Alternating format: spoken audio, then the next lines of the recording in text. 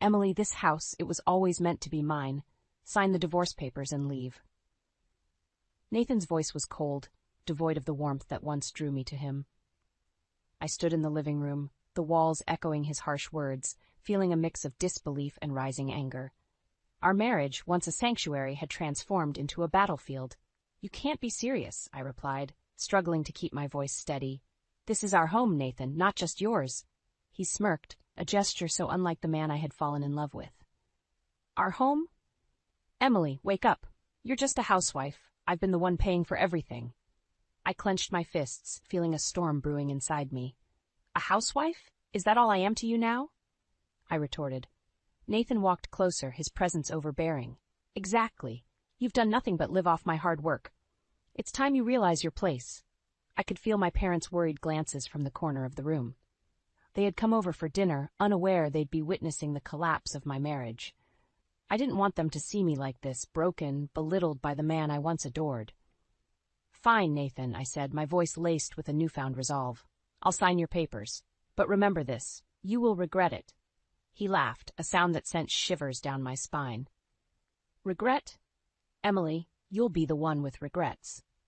I turned away, my parents following silently. As I walked out of that room, out of the life I had built with Nathan, I knew this was not the end. It was a beginning of my fight, my retribution.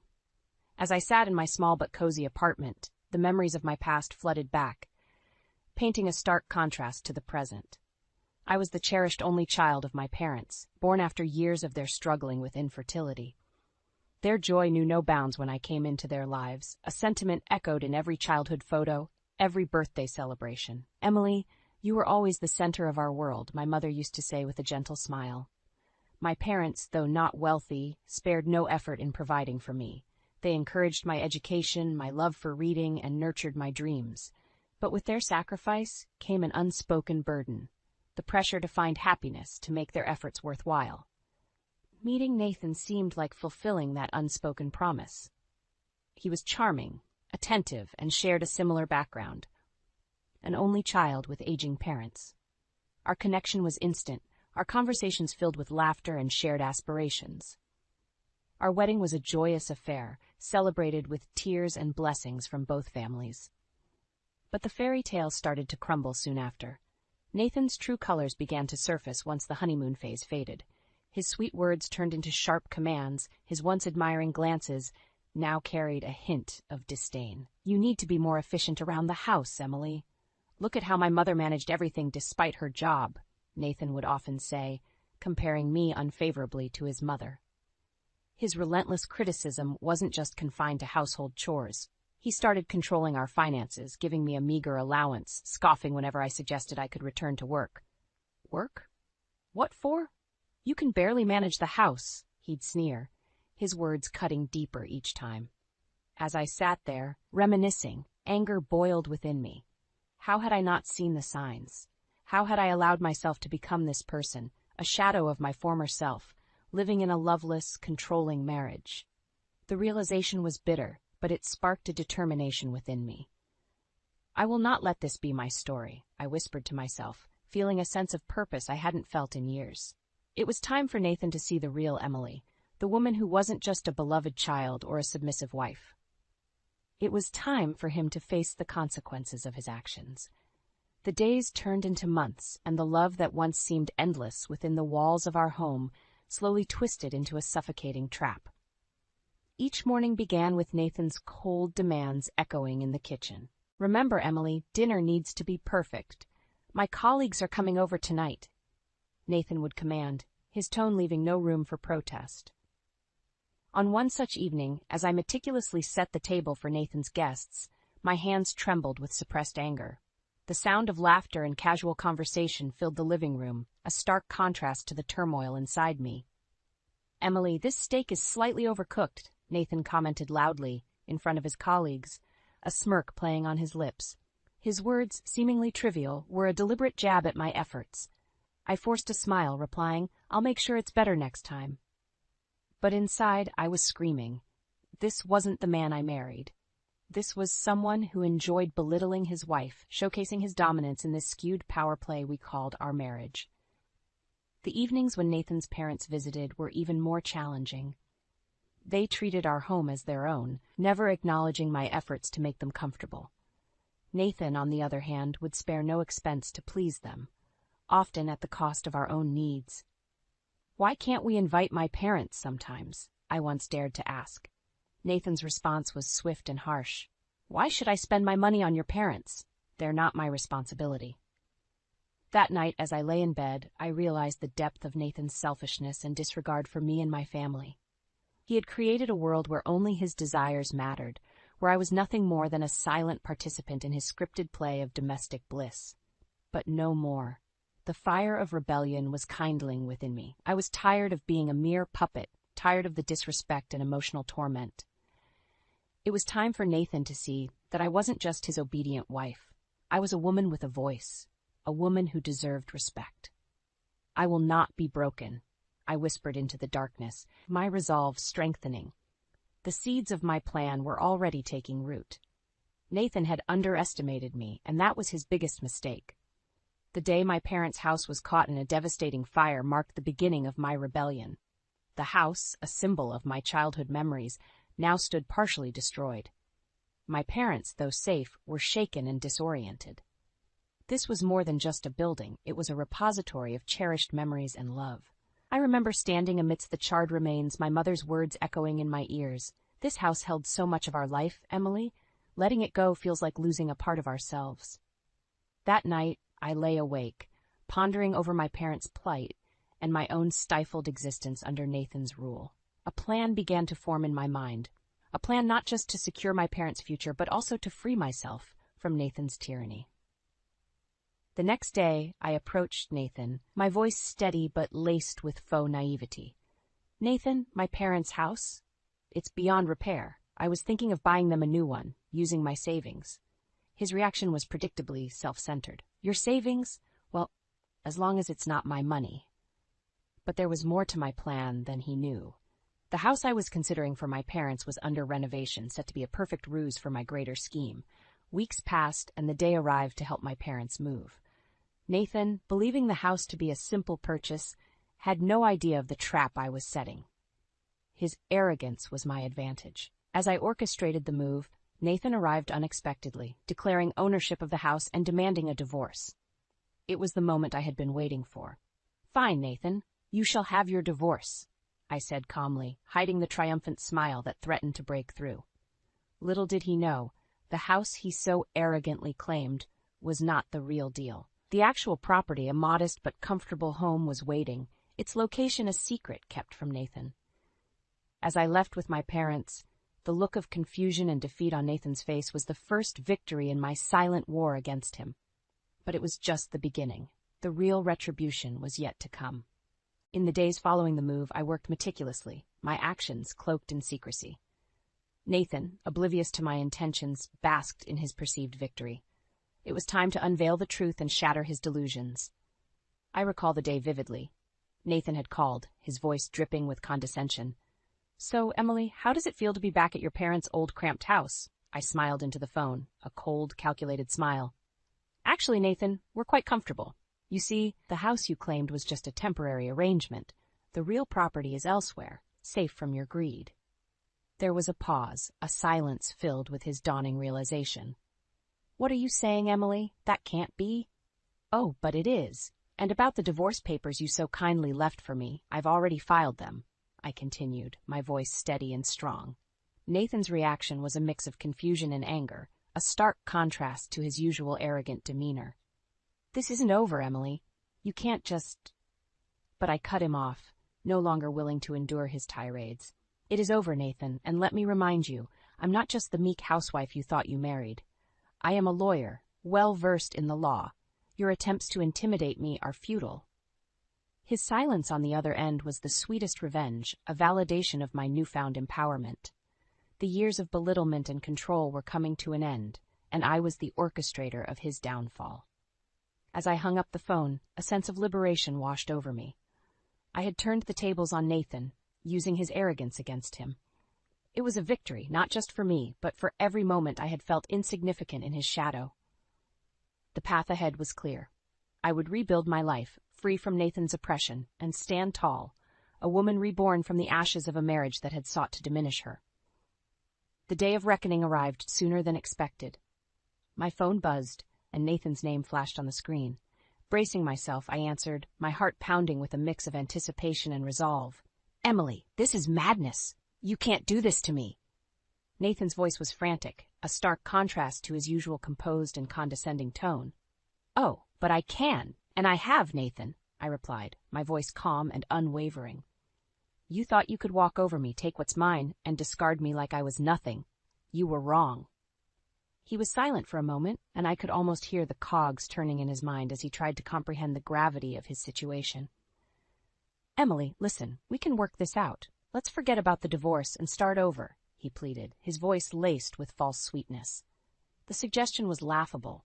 "Start over? After everything you've done? No, Nathan, I deserve better, and so do my parents." I could feel his desperation through the phone. "But the house, my reputation, my career, you're ruining everything." "That's the consequence of your actions, Nathan. You chose this path when you underestimated me, when you treated me and my family with such disregard," I said firmly. The call ended with Nathan's pleas fading into a defeated silence. It was a victory, not just legally but morally and emotionally. I had stood up to the bully who had made my life miserable, and I had won. In the following weeks, Nathan's life unraveled. His attempts to control and manipulate had backfired, leaving him to face the harsh reality of his actions. His once flourishing career took a hit as the details of our divorce and his behavior became the talk of the town. As for me, I found solace in my parents' company, in the small yet comfortable home that was truly ours. I had reclaimed my life, emerging stronger and more determined. The road ahead was uncertain, but it was mine to travel, free from the shadows of a loveless marriage. Sitting in the sunlit living room of the modest house that was now a sanctuary for my parents and me, I reflected on the tumultuous journey I had endured. The walls, freshly painted, seemed to symbolize a new beginning, a stark contrast to the oppressive walls of the house I once shared with Nathan. It had been several weeks since the divorce was finalized, and with each passing day, the weight of my past life lifted, replaced by a sense of peace and self-assuredness. Nathan's attempts to reach out had ceased, his once looming presence now just a distant memory. My parents, who had witnessed my transformation, were my pillars of strength. "We always knew you had this strength in you, Emily," my father said one evening, his eyes brimming with pride. I had returned to work, immersing myself in the world of law, a world where I was respected and valued for my intellect and skills. The stark contrast to my life with Nathan was both liberating and empowering, but it wasn't just about reclaiming my professional identity. It was about rediscovering who I was beyond the roles of daughter, wife, or victim. I was Emily, a woman of resilience and determination. One day as I sat in a cafe, lost in thought, a familiar face approached me. It was John, an old friend and colleague. "Emily, it's been a while. You look different, happier." His words made me realize how far I had come. "I am happier, John. I've come to understand that sometimes letting go is the first step to finding yourself." Our conversation flowed effortlessly, and as he left, he said, "Let's not wait another lifetime to catch up again, Emily." As I walked back home, I felt a glimmer of something new, a possibility of a future that was mine to shape. Maybe, just maybe, there was room for new beginnings, for new love. But this time on my terms. The journey had been long and arduous, but as I stood in my parents' garden watching the sunset, I realized that every challenge had led me to this moment of tranquility and self-discovery. The shadows of my past had finally lifted, giving way to the warm, hopeful light of a new dawn.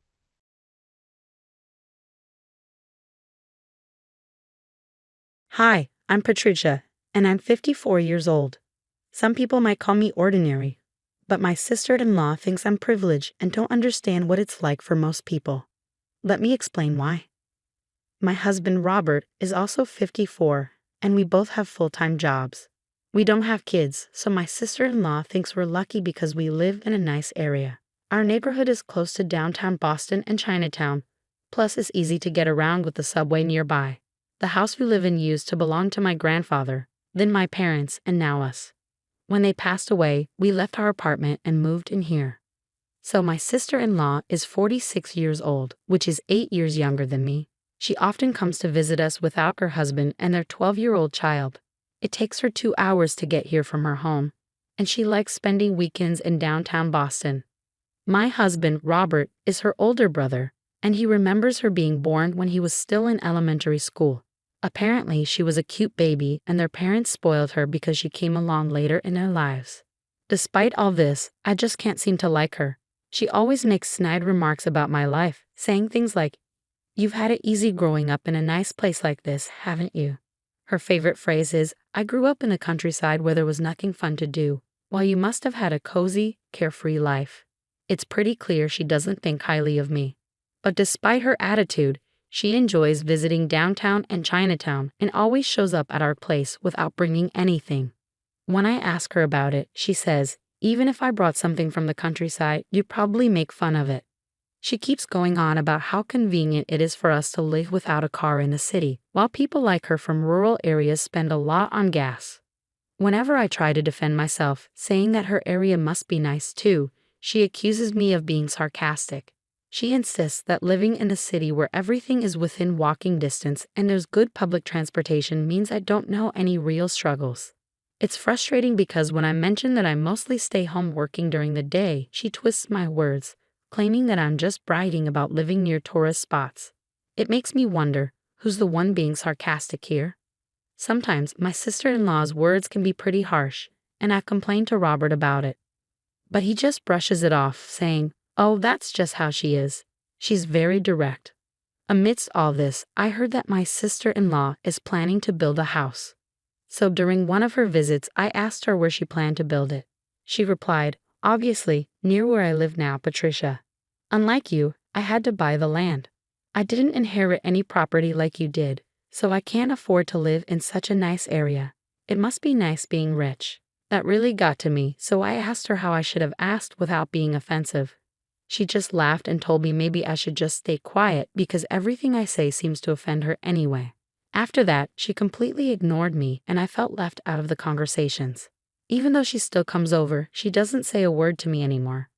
But she keeps visiting even more often than before, and Robert doesn't seem to mind. I asked him why she ignores me when she's here, and he said, "I told you, Patricia, that's just how she is. You don't have to talk to her either. She leaves her husband and child at home when she visits, so we don't have to entertain them either. You don't have to go out of your way for her, but still." One day, she went out to Chinatown, came back, used the bathroom, and went straight to bed without saying a word.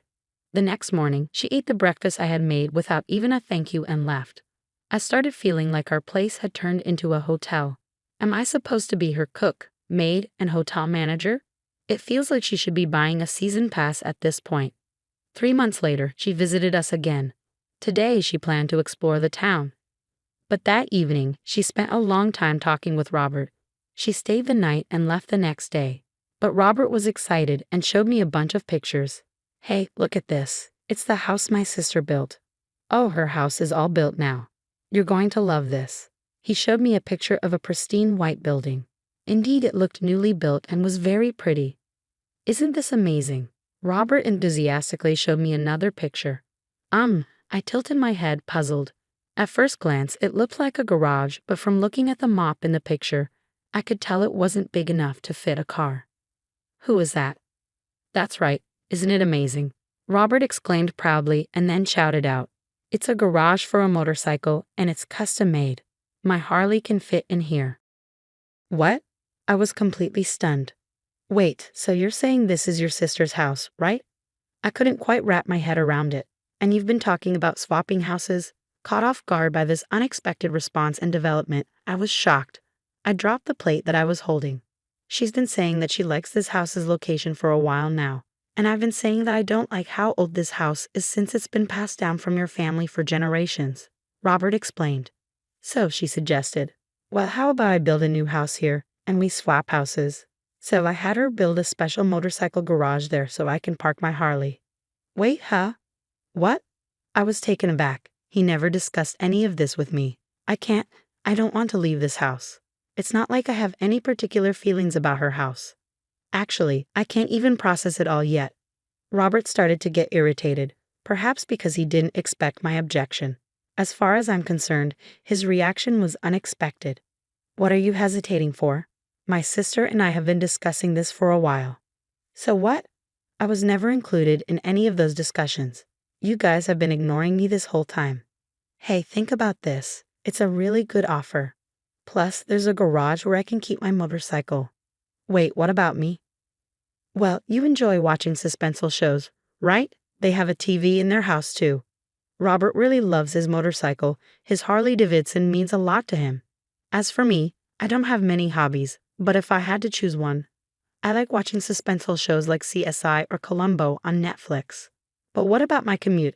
Your bus and train journey will only be a little longer, that's all. Just a little longer? It's going to be an extra 2 hours. Well, I can ride my Harley. A 2-hour commute might be good for you. You've been putting on some weight lately, so think of this as a chance to lose weight. Lose weight? Even then, a 2-hour commute is crazy. I can't do that every day. But he was already excited about the new house and its garage for his Harley. He seemed surprised and annoyed that I was attached to our old house. Then he gave me an ultimatum. I'm giving our house to my sister and her husband. They have a new house with a garage for my bike. Why would you refuse? If you don't agree, I'll divorce you, he said firmly. Divorce? Did he just threaten me with divorce? I was shocked. Okay, let me sleep on it, I managed to say. I lay in bed stunned. A new house with a garage just for his bike. It seemed like it was all about Robert. His sister and her husband didn't even own a bike. They must have planned to take our house all along. And the fact that Robert agreed without talking to me first made me feel even worse. And then threatening divorce if I didn't agree? It felt like a threat. I couldn't forgive him for this. So for the next 8 hours until dawn, I was busy on my phone. The next day, I told Robert I agreed to move out. But I had a couple of requests. First, I needed 2 weeks to pack because I worked during the week. And second, they couldn't move in until we had moved out, okay? Yeah, sure, Robert said. You got them to build a garage, right? So as a thank you, I want to leave the house in really good condition. Let's hire professionals to clean it and hand it over 2 weeks after we leave.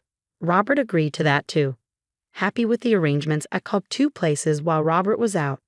The next 2 weeks went by quickly. Robert was happily packing, singing some strange song about his Harley. I called my sister-in-law to ask, how big are the rooms in your house? I needed to figure out where to put our furniture. They were also calling us about their layout since they were moving from an apartment. 4 weeks' notice for moving is really short. It seems like they're rushing to get ready for their move. Then, on moving day, there was a knock on the door. Hello, we're from U-Haul Moving and Storage, said the first group of movers when they arrived. Great, come on in, Robert directed them.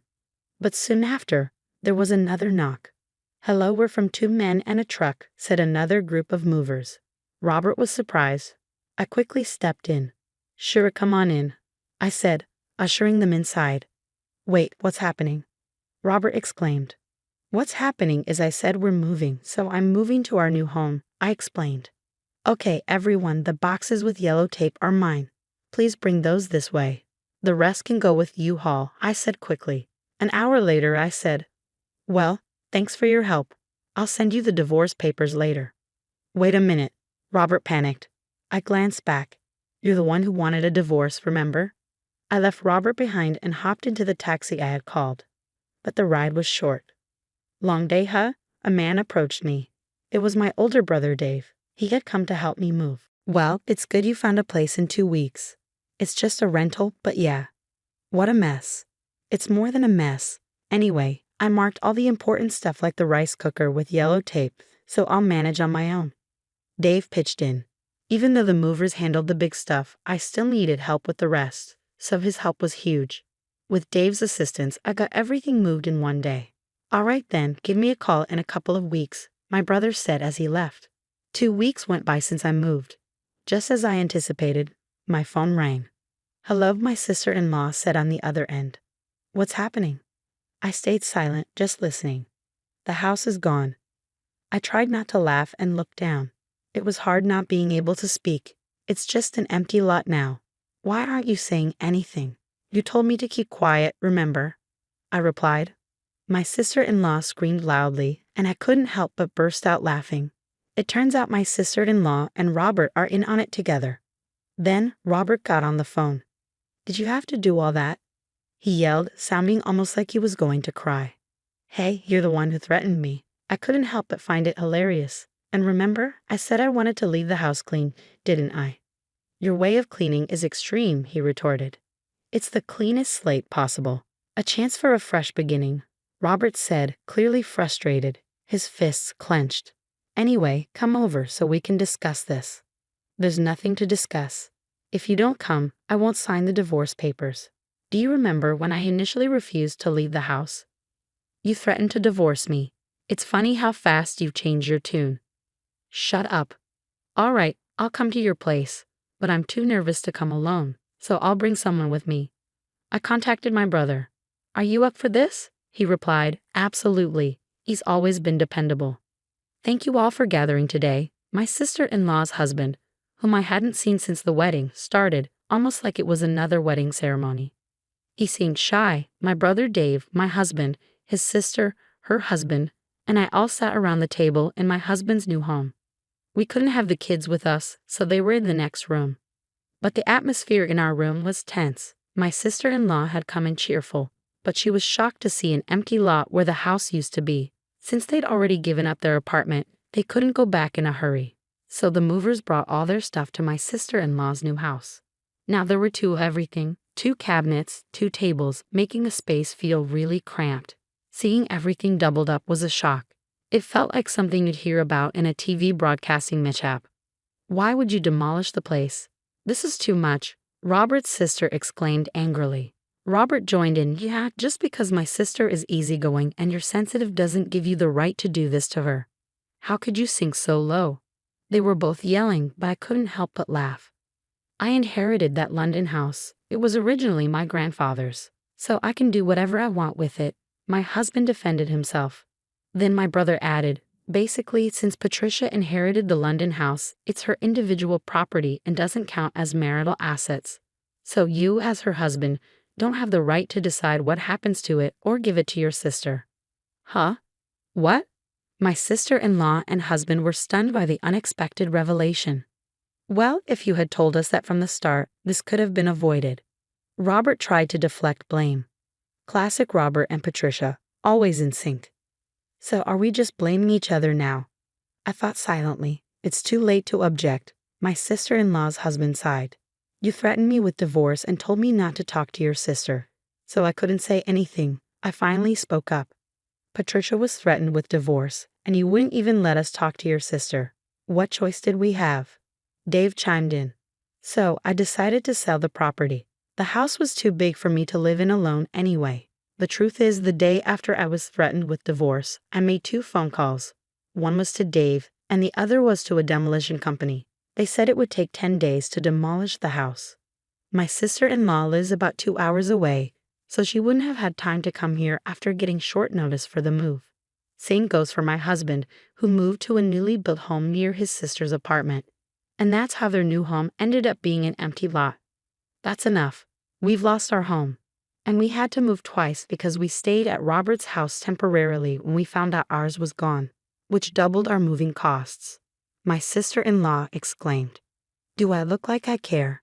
You should be grateful you're not being sued for trespassing on my property. You couldn't move in because it was razed to the ground, so you dodged a bullet. Ha ha ha. I couldn't help but laugh. Does that mean you didn't have Patricia's permission to start all this moving business? My quiet brother-in-law finally spoke up. That's right. She told us to stay quiet and my husband threatened me.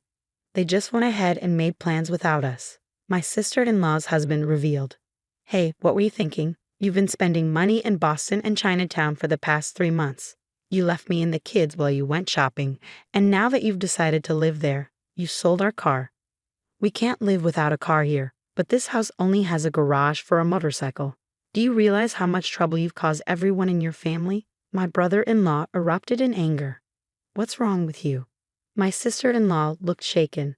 It seemed like she had never seen him this angry before. Patricia, my brother-in-law continued, this one here told me I'm going to take my brother's house and move. If you disagree, I'll divorce you. Can you believe it? It's surprising how much siblings can think alike. I was nearly bursting with laughter. I knew I'd have a sore stomach from laughing too much tomorrow. But since I'm a software engineer who can work from anywhere, and I didn't want the kids to be without their mom, I agreed to her demand. But now, seeing how things have turned out, I realize how my wife's selfishness could hurt our whole family. And what you said earlier about Robert's threat, that really woke me up. My brother-in-law took a deep breath and, looking at his wife, said, "You threatened me." Finally, he declared, "Well, it's over for us too. I'll take care of and raise the kids. I'll treat your threat like a proposal." "Now it's my turn," I said, turning to my husband. "Robert, I'll also treat your demand like a proposal.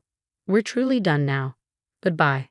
"Oh wait, if I lose the house, doesn't that change things?" Robert exclaimed. "Exactly.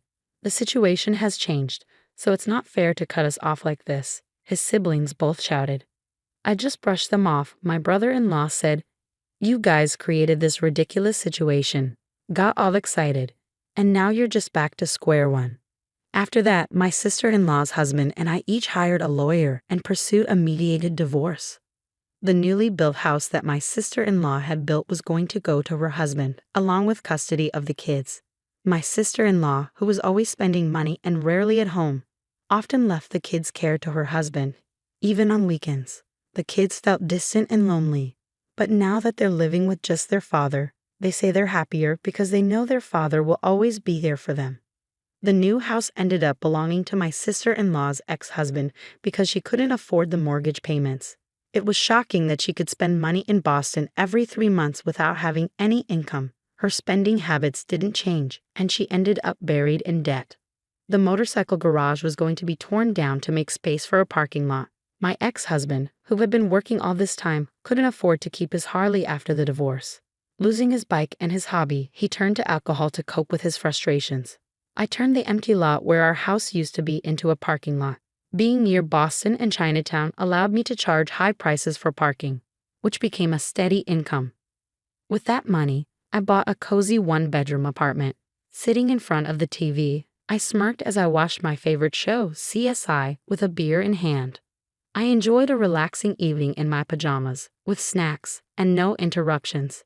It was the perfect way to unwind after a long day.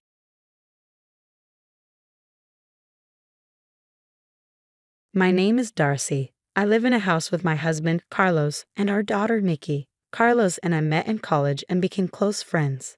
I studied design, and he studied law. We both joined the same club. After college, I got a job at a design firm, which I really enjoyed. Carlos and I dated for a while, then got married when we were in our early 20s. When I got pregnant with Nikki, I kept working until she was born. But after she arrived, I decided to stay home and take care of her. Carlos and others thought it was a good idea for me to focus on being a mom, so I started working from home. Carlos became a lawyer after passing the bar exam. One day, Nikki said, "Mommy, I'm going to play with my friends. I'll be back before it gets dark, okay?" Life is really great living with my husband and daughter, and doing work I love. But one day, something surprising happened. I was out shopping, quite far from home, when I saw my mother-in-law, Christine, struggling with some heavy bags. I decided to go over to her. "Hi, mother-in-law." "Oh, Darcy, what a surprise," Christine said with a warm smile. It had been a while since we last saw each other, so I was happy to see her and suggested, "How about we have some tea together?" "I'd love to, but I'm in a rush," she replied. "Oh, I understand. No worries. Let's plan to catch up over tea next time. But let me help you with these bags at least. They look really heavy," I offered. After a bit of convincing, I managed to load her bags into the back seat of my car. They were quite heavy, and carrying 2 of them would have been a challenge. "Thank you and sorry," Christine said with a smile. It made me feel better that being a bit assertive was okay. Plus, there was something I wanted to talk to her about. As we drove to her home, we chatted about various things. Since it takes about 3 hours and 30 minutes to get to our in-laws' place, we can't visit often. But we always make sure to visit for New Year celebrations, so I know the way well. "Wasn't it hard for you to carry all of this by yourself?" I asked, finally bringing up something that had been on my mind. During the drive, I noticed that one of the bags my mother-in-law was carrying had groceries, while the other had daily essentials and cosmetic items that seemed more suited for a younger person rather than her usual style. Well, they're just things I needed. I ended up getting quite a bit, she said, looking a bit down. I didn't push for more information and continued driving us to her home. Darcy, thank you so much for your help. You've been a lifesaver. You can drop me off here. I'll manage to take them from the entrance, Christine said gratefully. You don't have to do that, I replied. As my mother-in-law opened the door, I placed the bags by the entrance. Suddenly, a sharp voice cut through the air. About time you got back, mother-in-law, said my sister-in-law, Katie. She seemed taken aback to see me, and her words faltered. I was equally surprised to see Katie, and I found myself unable to move. My mother-in-law looked flustered as she tried to gauge the situation. Hey Katie, it's been a while. How have you been? I said, attempting to ease the tension. Yeah, it's been a bit, Katie replied. I returned her smile and observed her closely. She seemed a bit disheveled, like she had just woken up. Holding her phone, she appeared a bit distracted. Her interrupted sentence left me feeling a bit suspicious. I'm sorry for dropping in unexpectedly. I saw mother-in-law struggling with the bags while I was shopping nearby. So I decided to help out, I explained. I see. I just got back from work this morning. I'm a bit of a mess. Sorry about that. Thanks for helping, mother-in-law. I'll take it from here, Katie said hastily, grabbing the bags and heading inside. In a gentle tone, I asked my mother-in-law, is everything okay living with Katie and the family? She simply smiled and nodded. Thank you for asking, Darcy. I'm doing fine. I'm sorry I can't offer you tea. Don't worry about it. It was nice catching up. I'll come visit again. I reassured her, deciding not to push further. But I couldn't shake off the feeling about what I had just seen. Originally, my mother-in-law was supposed to live with us. But after my father-in-law passed away over a decade ago, my brother-in-law, Brett, had said, we'll stay in the family home and take care of Mom. Even Carlos, my husband, had been concerned at first. I felt uneasy about the situation, so I decided to bring it up, but it didn't go well. Carlos is really busy with work, isn't he? And his days off are unpredictable. I work nearby, and Katie's parents are close too, but still, my mother-in-law reassured me. Don't worry, I caused a lot of trouble when I was younger, and I haven't done much for Mom. I want to repay her. Okay, considering what was said, Carlos couldn't really argue. So with my mother-in-law's agreement, my brother-in-law and his wife ended up moving into her house. Today, I talked to Carlos about what happened. Really? That's concerning. I'm a bit worried now. Maybe we should give Brett a call, Carlos suggested, sensing my unease. After listening to my concerns, Carlos decided to call Brett. Hey, Brett, it's Carlos. How's everything going? Carlos greeted him. Hey, Carlos, everything's good, Brett replied. After some small talk, Carlos steered the conversation toward the topic at hand. These calls usually ended up with Brett talking about how great things were between him and Katie, and this one was no different. Glad to hear things are going well for you, Carlos said politely. Yeah, we're planning an extended vacation next week. Is Mom coming along? Brett inquired. Well, Mom actually said it's fine if it's just the two of us, Carlos responded. Carlos and I exchanged glances. It wasn't unexpected considering my mother-in-law's nature, but we did notice Brett pause for a moment. In that case, why don't we have Mom stay with us while you're away? Carlos proposed. What? Brett sounded surprised at Carlos's suggestion. I glanced at Carlos, who gave me a reassuring smile before continuing. We haven't seen Mom in a while, and I think Nikki will be thrilled. I'll reach out to Mom. So it's settled, Carlos stated firmly. Hey, hold on. Carlos interrupted before Brett could respond further. He took a deep breath, his expression serious as he looked at me. This was a chance for us to delve deeper into the situation with my mother-in-law. After that, Carlos quickly finalized the arrangements with Brett. I coordinated with my mother-in-law, and she agreed to stay with us for about a week. Granny's coming today, Nikki exclaimed excitedly. Yes, it's going to be fun, I replied. Nikki adores her grandmother, so she was thrilled about her visit. A few days later, my mother-in-law arrived with only a few belongings. As soon as she stepped in, she seemed relieved and bowed her head. I'm sorry for imposing for a whole week, she said. No need to apologize. We're glad to have you here. Nikki has been looking forward to it, so please make yourself comfortable, I reassured her. and so we spent a week together with my mother-in-law. However, I couldn't shake off the unease I felt about her behavior from the very beginning. Before her arrival, I had cleaned up the home office I usually work in to make space for her. When I showed her the room, she immediately said, "Oh, you've set up such a nice room for me. I feel guilty. I'd be fine with just a corner. Don't worry about it. Please feel free to use the room. I only use it for work anyway." I insisted, but she still seemed apologetic. With the kids off school, I had planned to make lunch for the three of us when my mother-in-law surprised me by saying, "Let me cook. Can I use the fridge?" Despite my insistence that she should relax, she kept insisting on doing household chores. Eventually, I managed to convince her to unwind in the living room while Nikki kept her company. Throughout the day, she would make comments like, "Oh, don't trouble yourself with snacks for me. I'm not worth it," or "I'm fine with whatever leftovers there are. Cold food is enough for me," as if she was an outsider rather than family. It was hard to see her belittling herself like this when she used to be much more lively. When Carlos came home and saw my mother-in-law chatting with Nikki, I filled him in on her behavior. "I understand. Thanks for telling me. I wish she would see her own worth more. Let's keep an eye on her. It's only the first day, right?"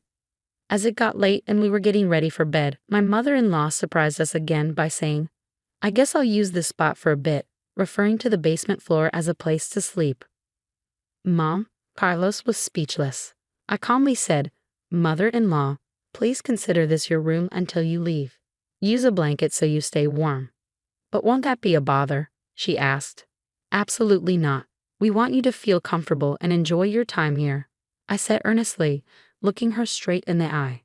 Her behavior hinted at the kind of life she'd been living with her own family. When I smiled warmly at her, my mother-in-law's eyes welled up with tears, and she finally broke down. "It's been 10 years since I've slept in such a warm place. Thank you." The revelation hit me hard, and Carlos's voice dropped several notches, filled with disbelief.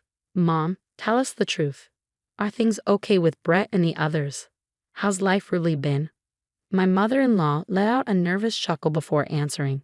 "Well, booking might be pushing it, but I have to manage, right? I mean, if they kicked me out, I wouldn't know what to do at my age." Slowly, she started to open up about the harsh reality of her life. It was far worse than we had imagined. She was doing all the housework in that house. Whenever Katie wasn't happy, she'd get yelled at.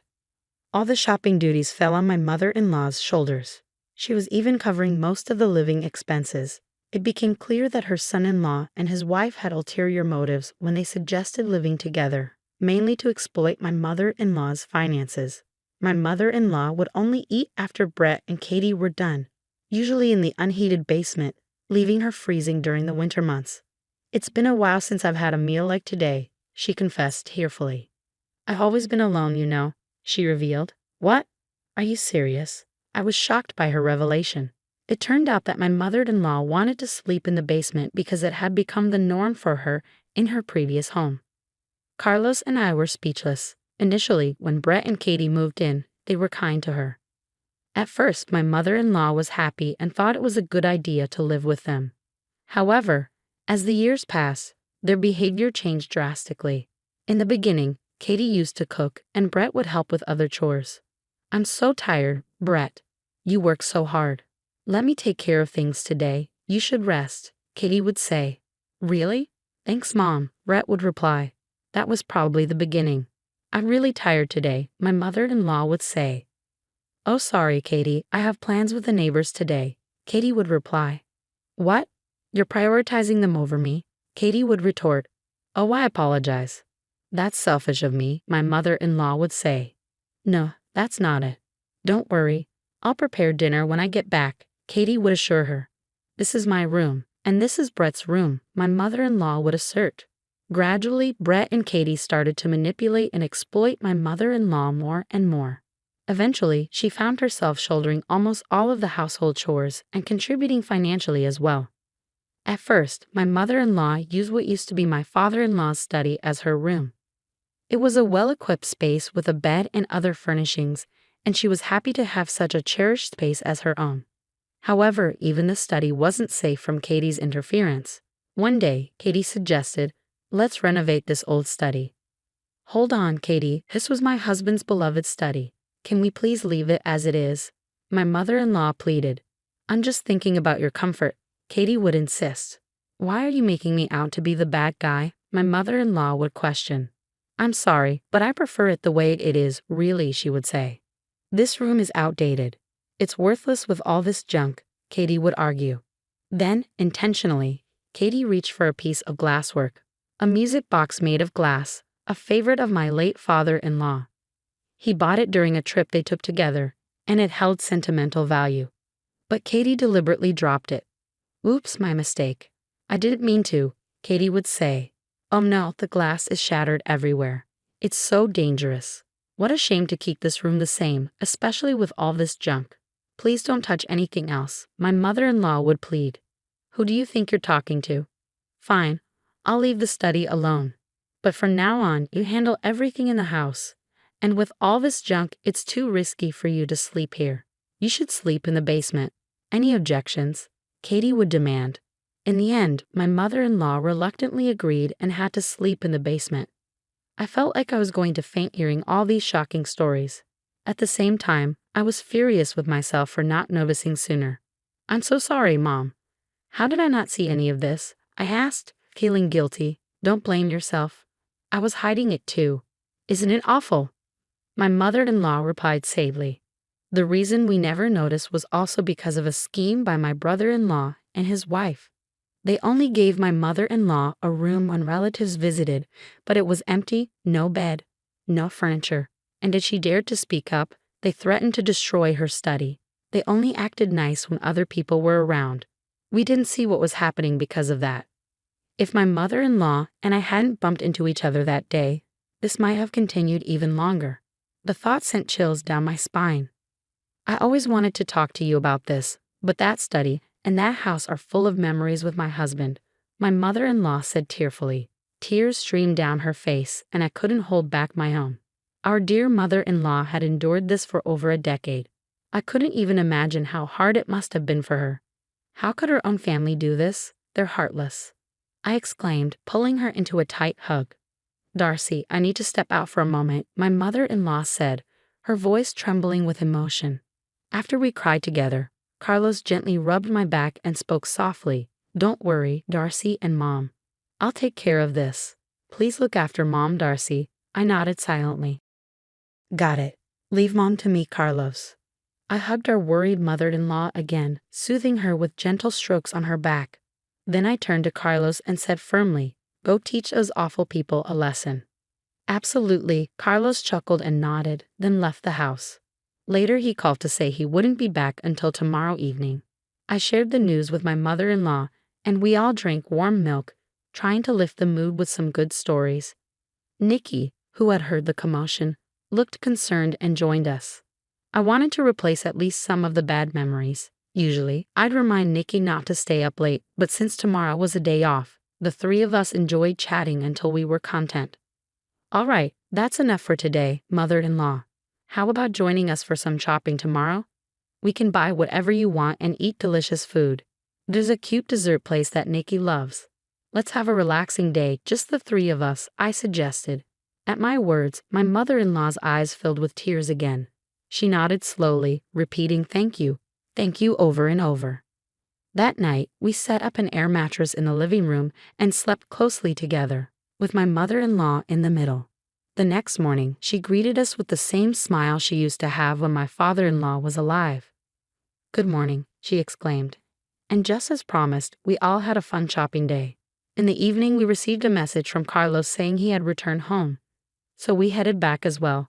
Before going inside, I had one more thing to say to my mother-in-law. Mother-in-law, we're on your side. Whatever is hurting you, feel free to share it with us. We'll always be here for you. And I'm on Granny's side too, I reassured her. She nodded silently in response. Welcome home. Sorry for leaving the house to you. Carlos greeted us with a warm smile. We're back. Everything okay? I asked. Yeah, no issues here, Carlos replied. I had Nikki and my mother-in-law wait in my home office while I walked into the living room. My eyes widened when I saw my brother-in-law and his wife sitting on the floor, their hands trembling slightly on their knees. They greeted me in a soft voice, their faces filled with apprehension. What's going on? My confusion was evident on my face as I turned to Carlos. Still smiling, he said, "I haven't taken any action yet." His use of yet made me tense up, anticipating something significant. To get straight to the point, starting today, Mom will be living with us, Carlos announced. I felt relieved to hear those words. Carlos continued speaking, and as he did, I nodded in agreement. So, Brett, do you fully understand the impact of your actions on Mom? And you too, Katie, do you realize what you've put someone else's mother through in her own home? I can't say it's entirely your fault. We didn't notice it either. But you need to take responsibility for your actions. After all, you're supposed to be mature adults, Carlos spoke passionately. It was the first time I had seen the usually gentle and calm Carlos so angry. I usually prefer not to bring work matters into our home. But this time, I'm speaking as Miss Christine's attorney, not just as family, Carlos continued. His tone was firm but controlled. My brother-in-law and his wife responded meekly, yes. After several hours of discussion, several decisions were reached. Firstly, my brother-in-law and his wife would no longer be living with us. They were required to return all the money they had taken from my mother-in-law, along with additional compensation. In consideration of my mother-in-law's emotional attachment to her study and her own home, my brother-in-law and his wife agreed to move out. We forbade them from ever entering my mother-in-law's home again. Upon hearing the decision, my mother-in-law gave a troubled smile. So we're still family, right? Asking for compensation seems a bit extreme, don't you think? She said. Carlos's words caused Brett to nod so vigorously that it looked as though his head might fall off. Yes, I'm truly sorry for everything. Please accept this as our apology, Brett said, looking thoroughly remorseful. After the discussion, Carlos took a deep breath and addressed my mother-in-law. So please accept this, Mom. Let's put this behind us. Brett and his wife will never forget what they've done and will ensure it never happens again, Carlos said gently. They both nodded in silence. Seeing this, Carlos smiled softly and continued in a quiet voice. It won't happen again, right? They both responded, yes, never again, absolutely. So the conversation came to an end. Within a few months, we received the compensation that Carlos had arranged for my brother-in-law and his wife. My mother-in-law wanted to give it to us, saying it was because we had helped her, but we refused. She insisted, so we agreed to accept a small amount each month for groceries and let her use the rest. Carlos, what did you say to Brett and his wife? I was curious about that day, so I asked him when we were alone. I said to Carlos. Carlos scratched his head, even though it wasn't itchy. Don't worry about me losing my cool, okay? Why would I? You stood up for your mom, and they regretted what they did, I replied. Actually, Carlos had contacted Brett immediately after hearing what had happened. It's rare for me to get angry, but when I do, people say I'm pretty intimidating. I think I really scared them when I called, Carlos said. He told me where he was right away. Although a bit distant, he drove straight to the destination. Upon arriving, he'd immediately confronted the two. I couldn't just let it slide, especially because he's my brother, and I trusted him with Mom. I didn't know all the details, but judging by how scared they both looked, Carlos must have been really intimidating when he was angry, I thought. As they left, they bowed deeply, saying, "We're truly sorry." Well, mother-in-law seems happy, and so does Nikki. I'm happy too. Thank you for standing up for us, Carlos. I'll keep doing my best for our family, even after everything. It's reassuring to know we can still be a happy family, I said, grateful for my reliable husband and for my mother-in-law, who chose to lean on us.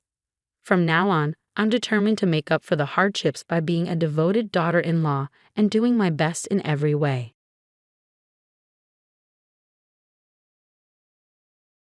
One day, when I got home, I couldn't find my husband anywhere. He had left without telling me, and I couldn't find any clues about where he went. A few days later, I discovered that he and my sister had run away together to get married. That was 12 years ago. Recently, he called me and said he was coming back home with my sister, his wife now, and that I should leave his parents' house. He was upset that I was living there. It's been 12 years since they ran away, and it seems like he wants to make my sister his wife officially now that things have calmed down. But they don't know. They don't realize how much our family, including me, has changed since then. My name is Melanie Miller, and I'm 27 years old. I studied web design and worked at a company where I met my husband Shane. Shane is a friendly guy who works in sales. We fell in love quickly and got married after a year of dating. After we got married, we moved in with his parents. I quit my job at the company and started working as a freelance web designer from home. I wanted to take care of our home and support my husband's lifestyle. At first, it was hard for me to find a steady job, so my income wasn't always reliable. But now things had changed. I was able to find work easily and make a steady income. I could work at my own pace and prioritize my family. I cherished the time I spent with my husband and his family in the mornings, evenings, and before bed. Life felt really good. But I started to notice a change in my husband's behavior. It began when I started making twice as much money as I did at my previous job just 2 months earlier. I was thrilled to have reached and exceeded my old salary. I couldn't wait to tell my husband when he got home from work. Shane, guess what? Last month, I made twice as much as I used to at my old job. What? Seriously? Your old job paid pretty well, didn't it? Yeah, but I've been wanting more. I finally did it. Yeah, sure, that's great. You want me to throw you a party? My husband's response was unexpectedly sarcastic and negative. I couldn't understand why he was acting that way, so I asked, Shane, are you upset with me about something? Did I do something wrong? I thought you'd be happy for me. Why should I be happy? My salary didn't increase. Well, yes, but can't you just be happy for me, your wife? Really? I'm not like you. I'm just not naturally happy. Shane. After that argument, my husband started to withdraw more and more each day. Our talks became less frequent until I was the only one saying good morning and good night. Even though we had only been married for a year, it felt like we were far from happy. My in-laws, who we lived with, could sense the tension but never said anything. 2 months passed and nothing changed. We ate together in silence, and he always controlled the TV. When I was watching something, he would eat all the food I bought without asking. Whenever I tried to talk to him about it, he would argue, so I stopped bringing it up. One day, while I was cleaning the house, my mother-in-law approached me looking concerned. Melanie, how are you feeling? Are you all right? What do you mean, am I all right? Well, when you and Shane first got married, you used to go out and have a good time together. But lately, it seems like you don't do that much anymore, and you hardly talk. Yeah, but we've only been married for a year, I replied, trying to brush off her concern. I forced a smile to reassure her, but she could tell it wasn't genuine. She looked at me seriously. If you don't want to talk about it, that's okay, but I worry about you. Lately, it seems like you've been feeling down. Well, I'm not pretending to be okay. Your father has noticed it too. We're just concerned that you might be overwhelming yourself. Oh, Mom. I couldn't deny that my husband's discomfort with my higher income might have been partly my fault. But at the same time, I felt alone in my achievement. When my mother finally acknowledged the pain I was feeling, it brought tears to my eyes. So I decided to open up to her completely. After hearing everything I had to say, she started to comfort me and said, I'm so sorry. He's just not mature enough to be genuinely happy for your success. No, it's my fault. I was selfish to expect him to be genuinely happy for me. But you shouldn't have to deal with this alone in a marriage, Melanie. Keeping your feelings bottled up will only make things worse. I don't think it could get any worse. All right, so you and Shane really need to have a serious conversation about this. Can you do that? Yes, I can. Thank you for confiding in me, honey. She smiled warmly at me. Of course. Then she gave me a comforting pat on the head. My in-laws love me like their own daughter. They've been my support. Taking my mother-in-law's advice to heart, I decided to have a serious talk with my husband. That night, I stayed up late, waiting for him to come home. But as the hours passed, there was no sign of him. He usually got home by 10 at the latest, but it was already past 11, and he still hadn't returned. Why are you taking so long? I texted him, but he didn't respond. I started to worry that something might be wrong. I tried calling him, but he didn't pick up, and the phone just kept ringing. So I waited anxiously. Finally, around midnight, he walked in. I've been trying to reach you, I began, but he just sighed loudly and looked annoyed. What's going on? Why are you still up? Well, I wanted to talk to you about something important today. About what? He replied, sounding annoyed. I think our issues started because of my new salary, right? I should have maybe kept that to myself. I know it might have hurt your pride. As soon as I said that, I felt a shiver down my spine. He was standing there, looking cold and distant. I was scared stiff. He responded with anger. There's nothing to talk about, and it's pathetic that you're waiting up for me. I'm just trying to make things better between us, Shane. That's the problem. I obviously made a mistake in choosing the right partner. No, I'm exhausted from working overtime. You don't have any right to speak, considering you just stay home all day. My husband stormed past me and headed upstairs to our room. I couldn't bring myself to move until I was sure he was upstairs. Why was he talking to me like that?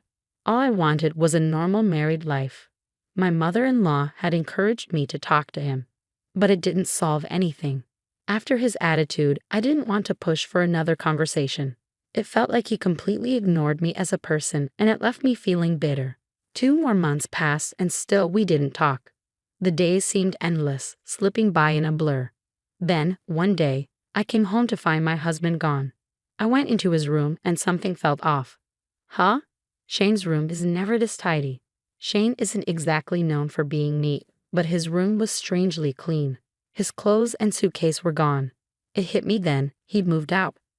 I tried calling my in-laws, but their phone was either off or disconnected. Just as I was panicking, my sister, Mimi, called me. Hi sis, it's been a while. Mimi, I can't talk right now. Is he? Your husband isn't there, is he? What? How did you know? Something's not right, I said, feeling a sense of unease. I'm with your husband right now. What? What do you mean? Well, I happened to be at the bar and I ran into him there. We had a drink and he mentioned that you two weren't really getting along. Mimi, no, you can't be serious. I am. I'm dating him now and we're planning to get married, so don't try to stop me. Going away. That's ridiculous. Bring Shane back home right now. I'm sorry I can't. I've actually had feelings for him for a while now, and he's tall and handsome. I'm taking him. Then she hung up. I tried calling her back many times, but she never answered. Instead, she sent me pictures. There were dozens of photos of them together, going on dates, smiling. It was really hard for me to see. A few days later, I received the completed divorce papers signed by Shane. When I called his workplace, they told me he had already quit. I knew I couldn't deal with this on my own anymore. I decided to tell my parents and in-laws about what was happening and ask for their support.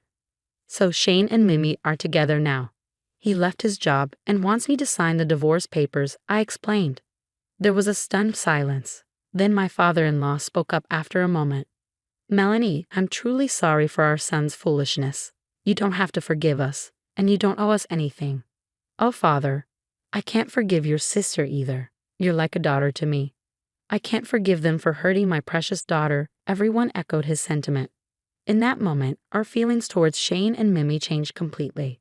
My in-laws were already considering moving to a new house, and after this they said, we want nothing to do with our son anymore. And they moved without telling him. My parents also decided to cut ties with my sister. If she ever comes back, we'll act like we don't know her. Someone who would betray their own sister like that isn't our daughter, they said. So I decided to go back home to my parents. I asked for alimony from Shane as part of the divorce agreement. He replied, you'll get it when I get my divorce. Eventually, I received several million yen in alimony along with a message, divorce me. Once the divorce was finalized, I cut all ties with Shane and Mimi. It's been 12 years since then, and a lot has changed. My in-laws demolished the house we lived in and sold the land. I've become more successful as a web designer, and my income has grown significantly. Thanks to this, I can travel often with my parents and live a fulfilling life. Today, while I was working, I got a call. Without checking the caller ID, I answered, thinking it was a client. But instantly, it brought back unpleasant memories. It's been a while, Melanie. How have you been? Shane's voice echoed. I knew you recognized your ex-husband's voice, he chuckled. He's still spouting nonsense like before. What do you want? After 12 years, now you want to talk. I could hear him chuckle. No, you're in my house.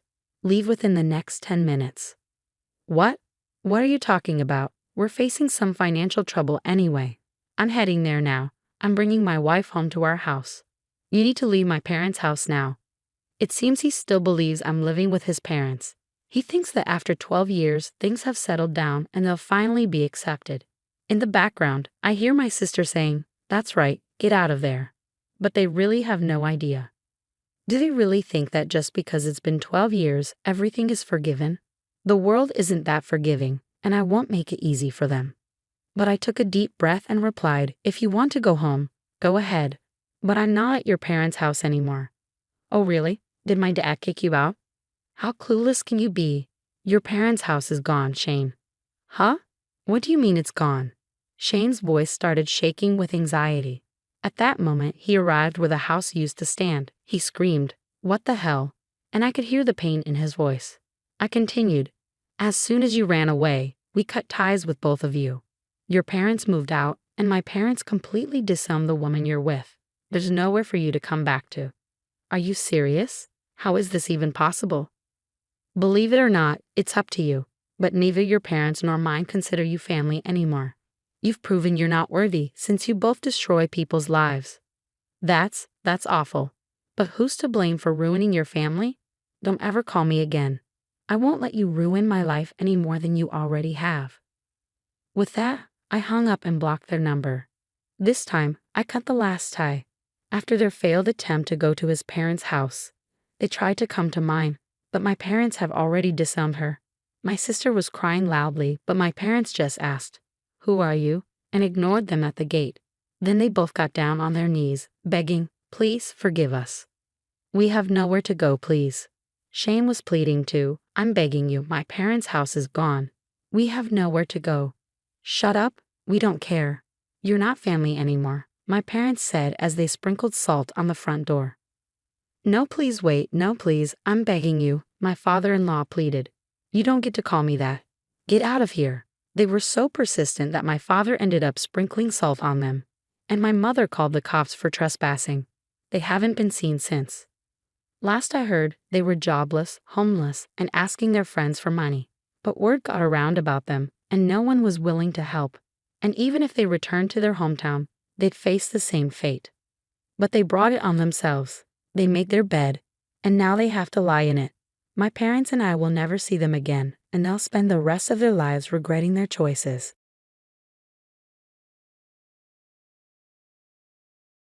My name is Olivia, and I'm 40 years old. I've been married to my husband Michael for 10 years. We used to work together, but now we're in different branches. Michael is responsible at work and well-liked by his team. He's confident and ambitious, always wanting to look strong in front of others. I'm more quiet and don't stand out much. It surprised me when Michael, with his strong personality, showed interest in me. After dating for 2 years, he proposed to me with a big bunch of roses. I felt so loved and agreed right away. I looked forward to our future together. But then he surprised me again by saying we live with his parents. I wasn't sure about it, but he was determined. He assured me his parents were nice and excited about us living together, so I agreed in the end.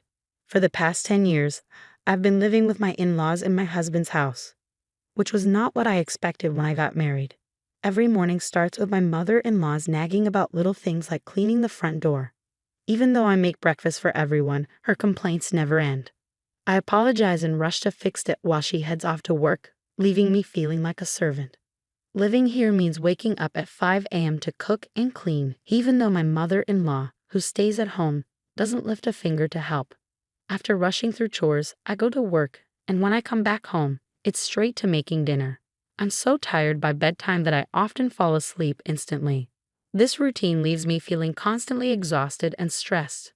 My mother-in-law lounges in the living room, enjoying the breakfast I made, while reminding me to clean properly so the neighbors won't think poorly of her. It's a cycle that never seems to end. Despite everything, my husband never defends me, and my father-in-law ignores the mistreatment, burying himself in his newspaper. Since I moved in with my husband's family, I've endured awful treatment.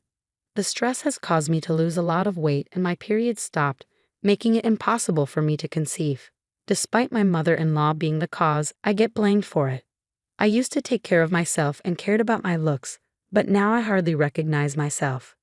The constant harassment from my mother-in-law and seeing my changed appearance in the mirror have left me deeply depressed.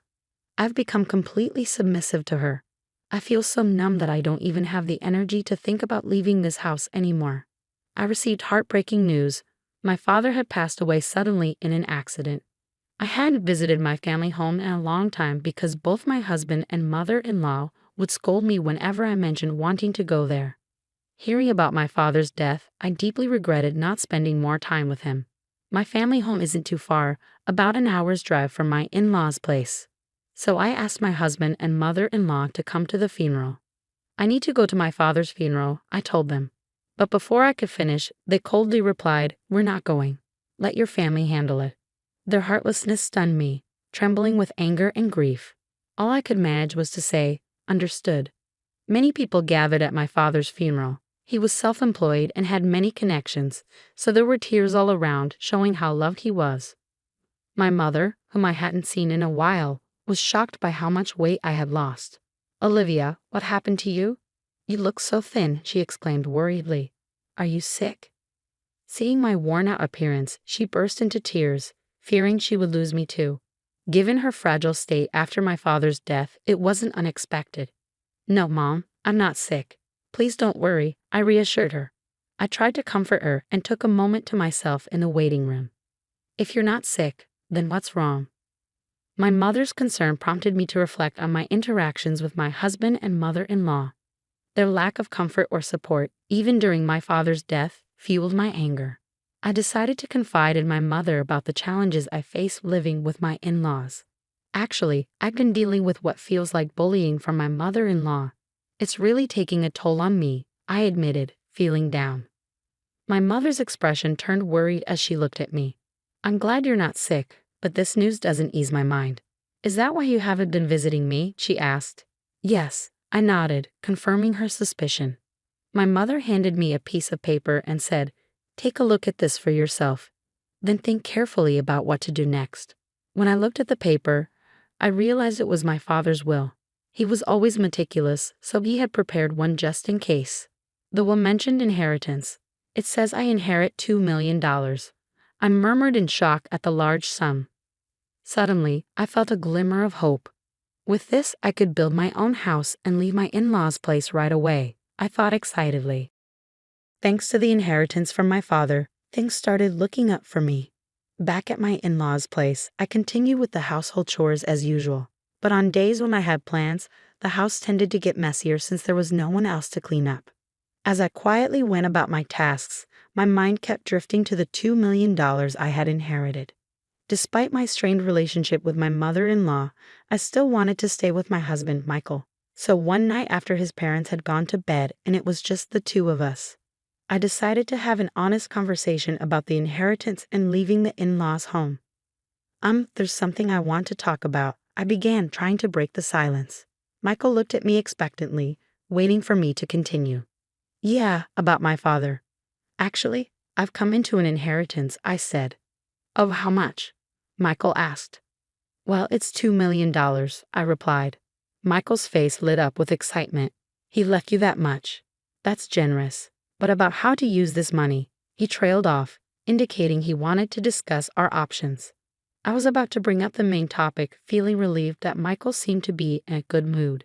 But before I could speak, he suggested something outrageous. "We need to transfer that money to my mom's bank account right away," he said. I couldn't believe what I was hearing. It was so absurd that I thought he must be joking. "No, why would we do that? The inheritance is mine, so it wouldn't be right to give it to your mom." I laughed, hoping he was just teasing. Michael slammed the table in anger. "What are you talking about? A wife's money belongs to her mother-in-law." His words were so absurd that I couldn't believe he was serious. His expression was stern, and it sent a chill down my spine.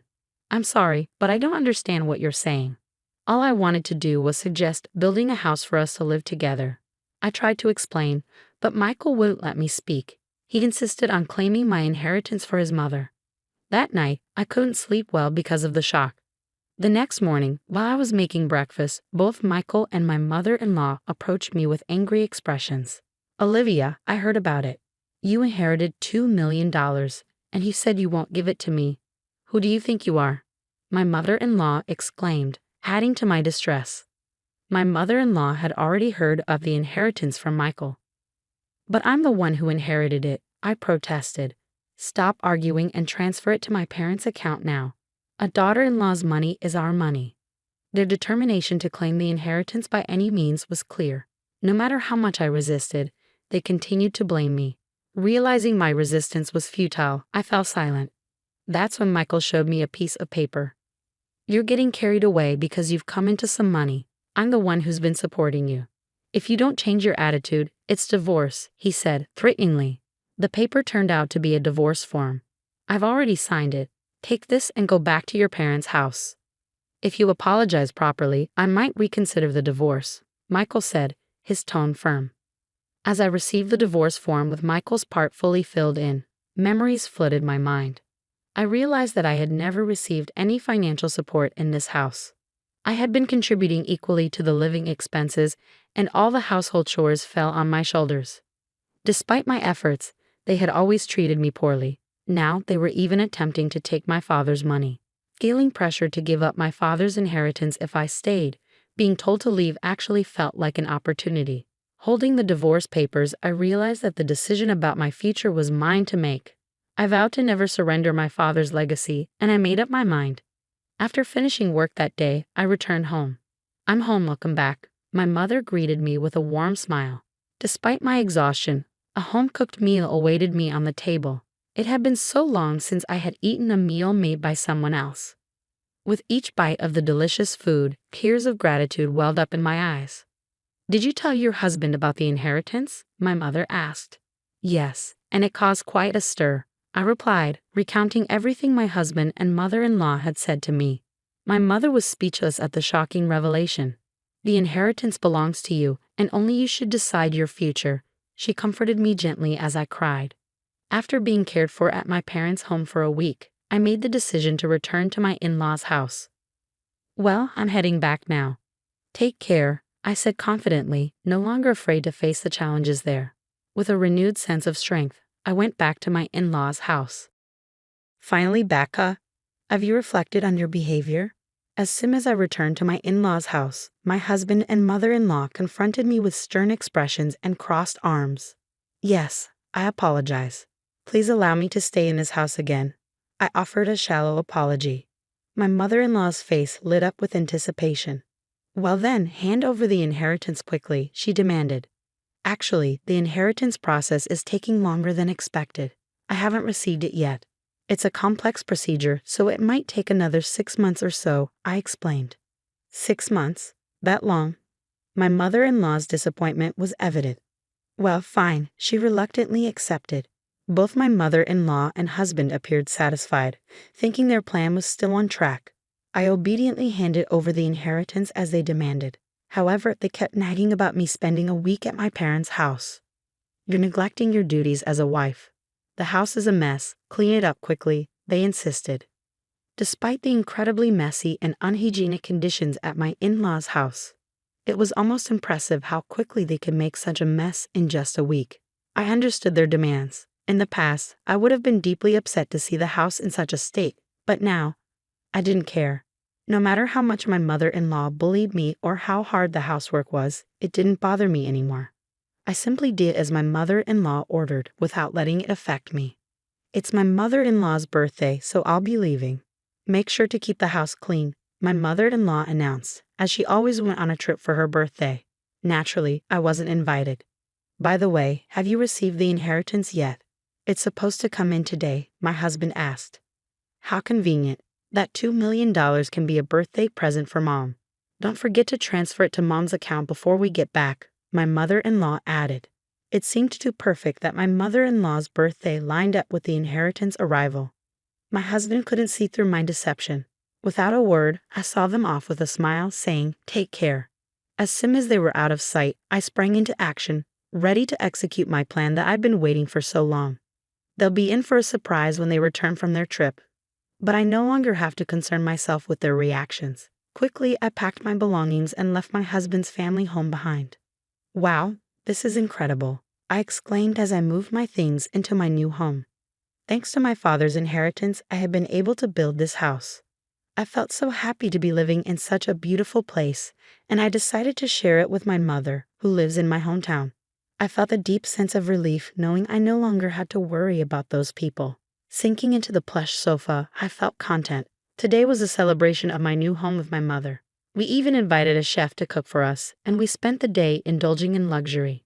The next evening, my husband called me, his voice full of frustration. "What the hell is going on?" he demanded, clearly confused by the empty house he returned to. "I won't be coming back there. Goodbye," I said firmly, trying to end the conversation without further discussion. But my mother-in-law's angry voice came through the phone. "What are you doing? Where are you now?" she demanded to know. "I can't tell you that.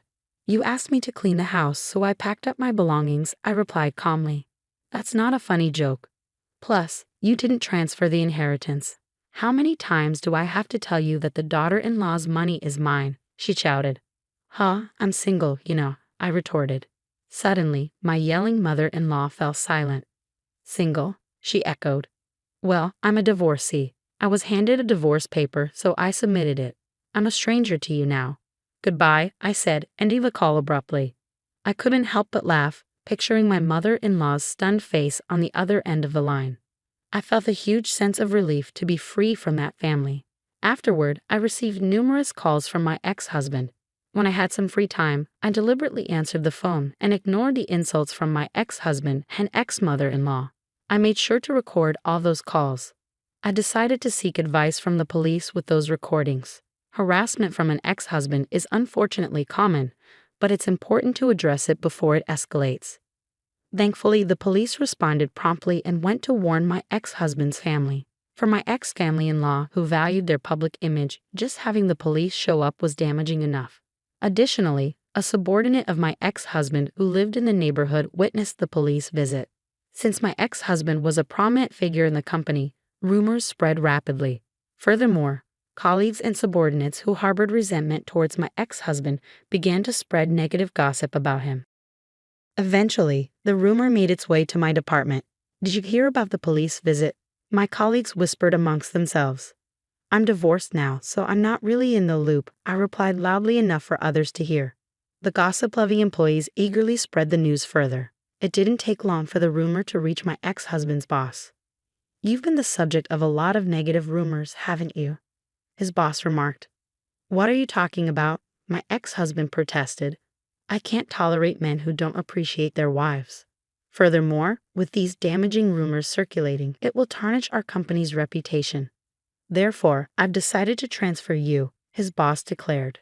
The transfer order issued to my ex-husband was severe. "Wait, this place is," my ex-husband began, realizing it was a branch office in the least productive region. "There's no entertainment around whatsoever. It's like being on a deserted island. Do you understand what this means?" his boss continued. Everything my ex-husband had worked for up to that point crumbled, and there was no hope of advancement in the future. Unable to decline the transfer order, my ex-husband had no choice but to relocate to this rural area. As for my ex-mother-in-law, she was likely shocked by her son's tarnished reputation and the fact that she could no longer live with him. This led her to become reclusive and ultimately develop depression. There were also concerns about dementia, as she frequently caused disturbances at home. My ex-father-in-law now finds himself in the difficult position of caring for his drastically changed wife. "Even without blood ties, a daughter-in-law is still a valuable family member," he often remarked. The challenges faced by my former in-laws could be seen as karma for the harassment they inflicted on me. Now, unhappily living with my mother, we've even taken up gardening in our spacious yard. If I had remained in that house, I might never have discovered this wonderful hobby. Embracing this hobby has revitalized me. My body, once worn down by stress, is now healthy again. I'm grateful to have severed ties with my former in-laws and found true happiness.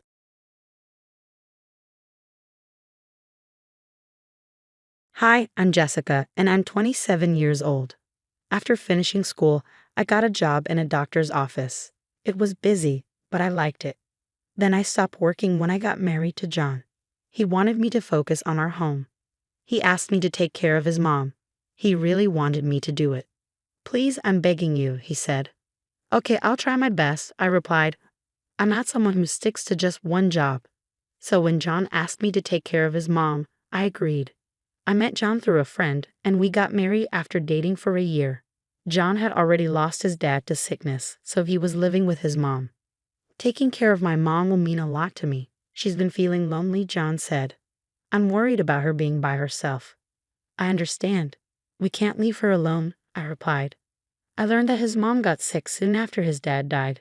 Since then, she hadn't been well, and John did most of the chores. When I met her, she was really nice to me. I'll let John handle the things outside, and I'd like you to take care of the house, she said kindly. Sure, mother-in-law. I'm eager to help out, I replied. I didn't have any issues with my mother-in-law. She was sick and couldn't move much. I had a lot of control over things. But the problem was with John. After we got married, he started to keep his distance. Hey, how about we go for a drive on our next day off? Your mom seems to be okay, and I think it would be nice, I suggested. Sorry, I'm really tired. I just want to rest, he replied. Oh, okay, I understand, I said. John started acting upset about how we were getting along. At first, I thought it was because he was busy with work, so I didn't worry too much. But as time passed, he avoided me even more. Even our intimate moments together were affected. Sometimes, even when I thought everything was right, he didn't want to. Please, let's try to work together. I really want to have a baby soon, I begged. I know how you feel. I want that too, but sorry, not today, he replied. Turning 30 soon, I felt a bit rushed. My mother-in-law also wanted a grandchild and kept reminding us about it. It was tough not being able to fulfill her wish. Then, sadly, my mother-in-law passed away before we could have a grandchild.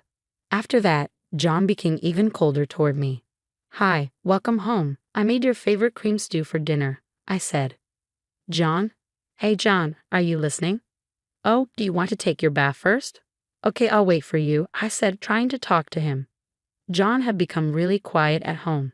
No matter how much I tried to talk to him, he just ignored me. I thought maybe he was still sad about losing his mom. I figured he'd get better with time. So I decided to support him as best as I could, being his wife. But no matter how much time passed, he still didn't seem interested in me. John, how are you feeling lately? Are you sleeping okay? I want to talk about something important about having a baby. I'm thinking of getting a test to check our fertility. What do you think? I asked, trying to start a conversation. Hey John, I tried again. I tried to talk about his health, his feelings, our plans for a baby, and our future. But every time, it seemed like he wasn't interested. John, please say something. Have I done something to upset you? If there's anything bothering you, or if you want me to change something, please tell me, I begged. Despite my heartfelt plea, John didn't listen. He kept ignoring me for a whole month. My husband's cold behavior was baffling. Feeling desperate, I turned to my old friend Claire for advice. Claire works at a cosmetics company. She's great at her job and has lots of friends. Whenever I have problems with studies, love, or anything personal, I always ask Claire for advice, I explained. Whenever I shared my troubles with her, Claire listened carefully. This isn't normal. A couple in their 3rd year of marriage, living together, and the husband ignoring the wife. That's not right. You haven't done anything wrong, have you, Jessica? She asked. No, I haven't. That's why I don't understand why he's acting this way. I replied, feeling really upset. Claire promised to help me figure it out. Little did I know, Claire had picked up on something. It's his fault. If you haven't done anything wrong, Jessica, he must be hiding something.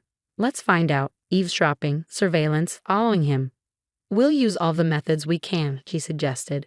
Is it really okay to do that? I asked nervously. Absolutely. It's worse to ignore your spouse and keep secrets in a marriage, she assured me. Following Claire's advice, I secretly installed small eavesdropping devices and cameras in our home.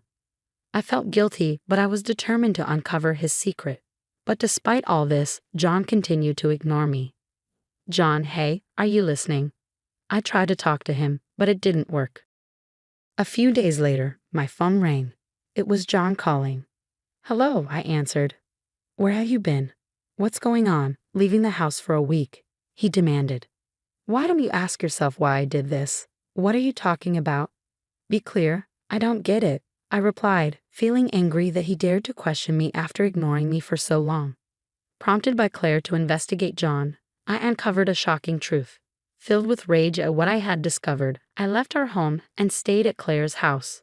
It was on the 7th day of staying there that I finally received a call from John. If you have something to tell me, then say it to my face, he suggested. Fine, but promise you won't ignore me, I replied firmly, ready to confront him. The anger I felt when I found out the truth still burned inside me. His betrayal weighed heavily on me. John needed to face the consequences of his actions. I arranged a meeting and quickly ended the call before he could respond. Later, I invited John to a local cafe. He must have taken time off work because he arrived in a business suit. I didn't waste any time and laid out the evidence I had gathered on the table. "What's this?" "Jessica, stop it. Don't show me these things," he protested. "If you don't like it, why don't you pick them up yourself? It doesn't matter, right? I can print out as many as I want," I retorted. "When were these photos taken?" he asked, trying to change the subject. On the table were photos that incriminated John, pictures of him with his mistress, walking downtown with their arms around each other, entering a hotel together. The woman in all the photos was the same person. Her name was Mary, as I found out during my investigation. I also have audio recordings. "Do you want to listen to them now?" I asked. "Audio recordings," he said, shocked. I tapped the screen on my smartphone, and instantly, a conversation between John and Mary began playing. "Hey John, when is our housemate planning to leave?" Mary asked. "She'll be gone soon. She's getting fed up and might suggest a divorce. I wish she would just confront us, saying, 'Stop ignoring me.'" "That would be easier for me," John replied, his tone cold and calculated. "That's quite a plan you've got there," Mary remarked. "Well, that's just typical of you, John," she added. When I stopped the audio, John seemed frustrated, like he suspected we were listening in. I couldn't help but wonder what kind of expression John wore when facing his own wife. Caught red-handed cheating, he seemed like he was about to explode with anger at any moment. "John, you needed someone to take care of your mother, right? That's why you married me. But now that your mother has passed away, I'm no longer needed. Your real intention was always Mary, wasn't it? But Mary had no interest in taking care of her mother-in-law. So you chose me, someone who was okay with caregiving. It seems like anyone who could handle this difficult duty would do. After your mother's passing, the caregiver role was no longer needed. The plan was to make life miserable and push for a divorce. That's such a petty, cruel, and unfair way to act. It's disrespecting the vows of marriage. The only good thing is that we don't have any children," I accused.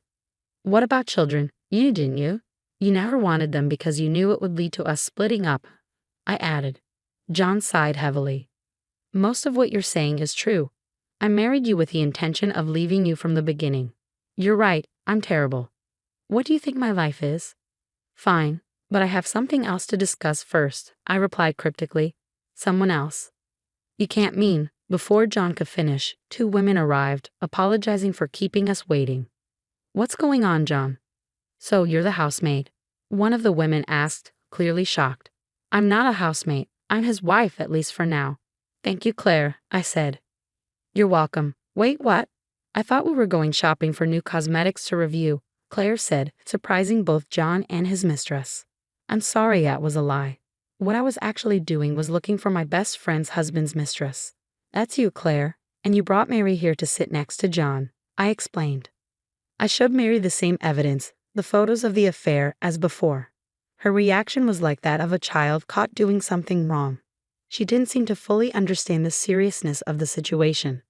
"Well, her attitude doesn't change what I need to do. I'm going to demand compensation from both of you," I declared firmly. "What? What are you talking about? Why should I have to pay compensation? I haven't done anything wrong."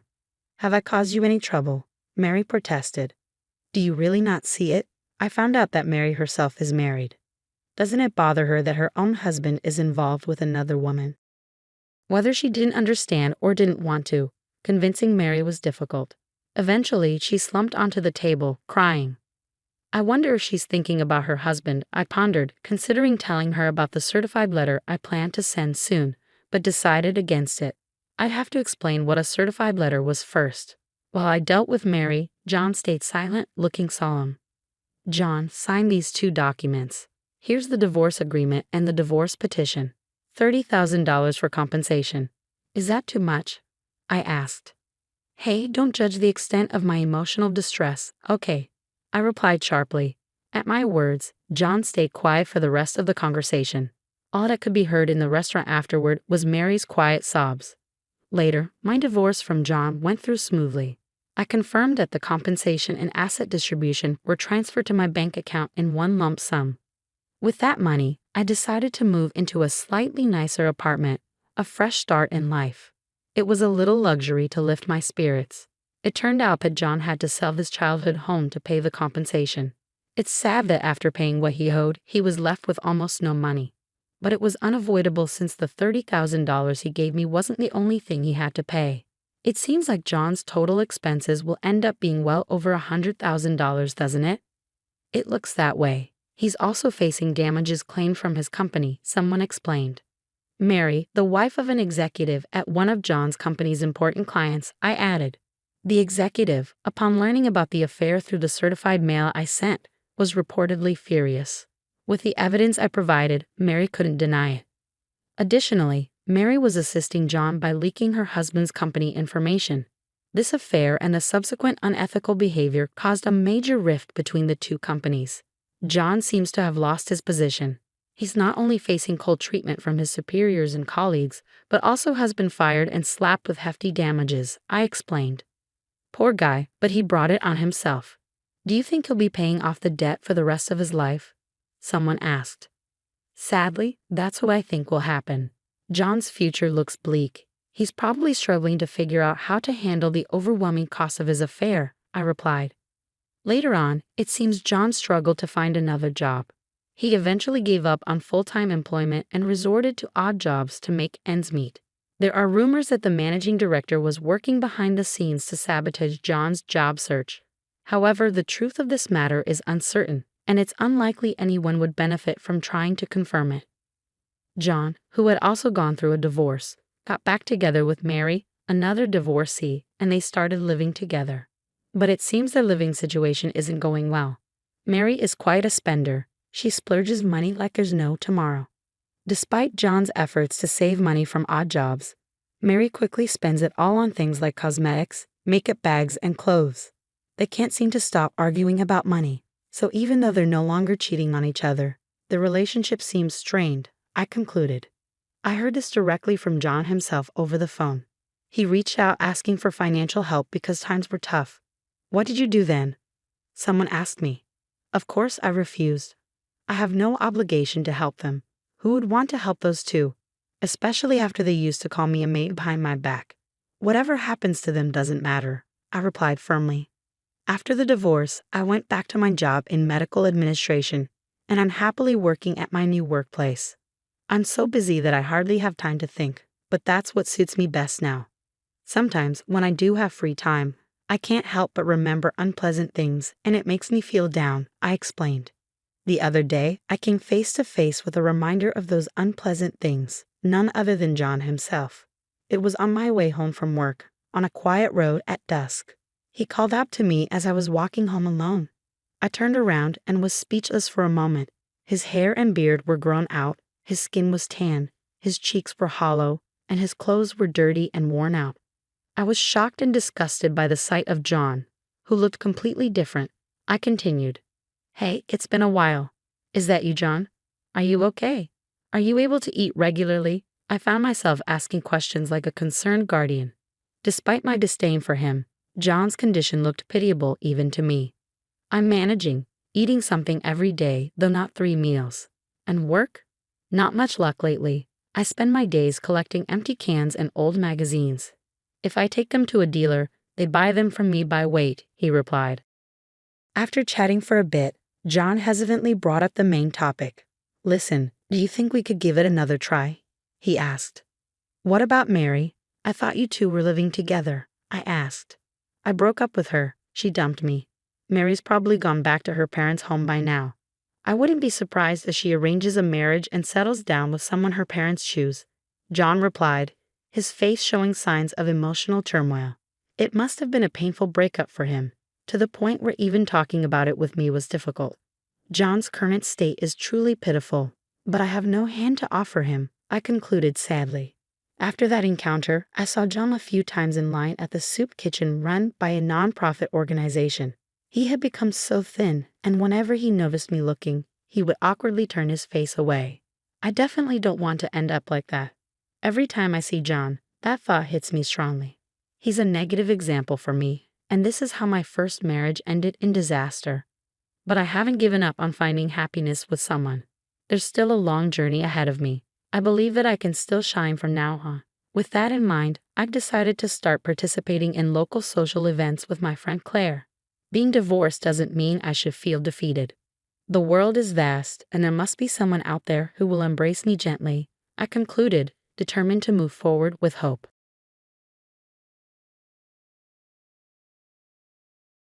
I've moved out, so your house is gone. It must be tough without a place to call home, my mother-in-law said happily on the phone.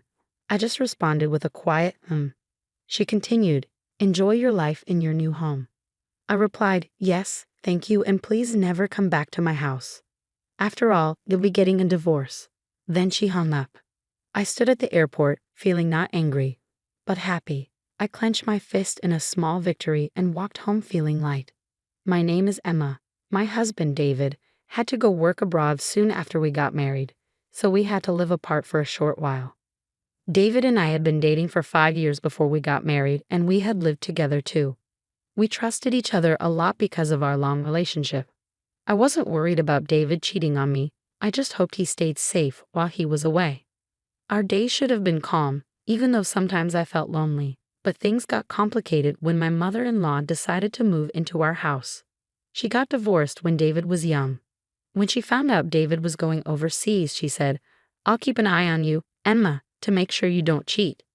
She started living in our house without asking us first. It turns out, she was cheated on and left by my father-in-law, who disappeared afterwards. Worried the same thing might happen to David, she decided to watch over me. But her constant spying made life really hard. I felt desperate, so I asked David for help. He kept telling his mom to leave, but she wouldn't listen.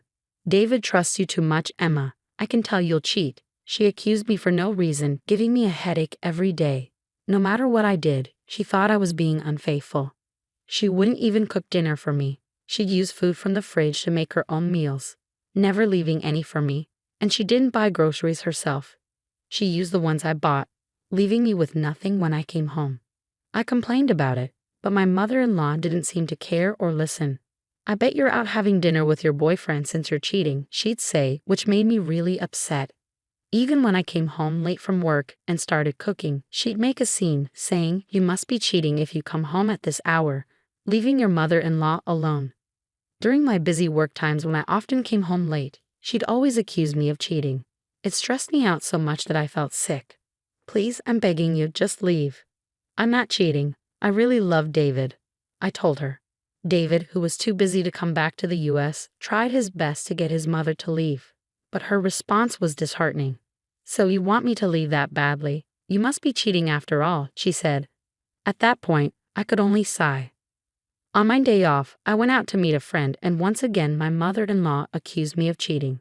She was determined to catch me in the act and clumsily tried to follow me. She hid behind lampposts and her house's brick wall, trying to stay out of sight. I just ignored her and went on with my plans.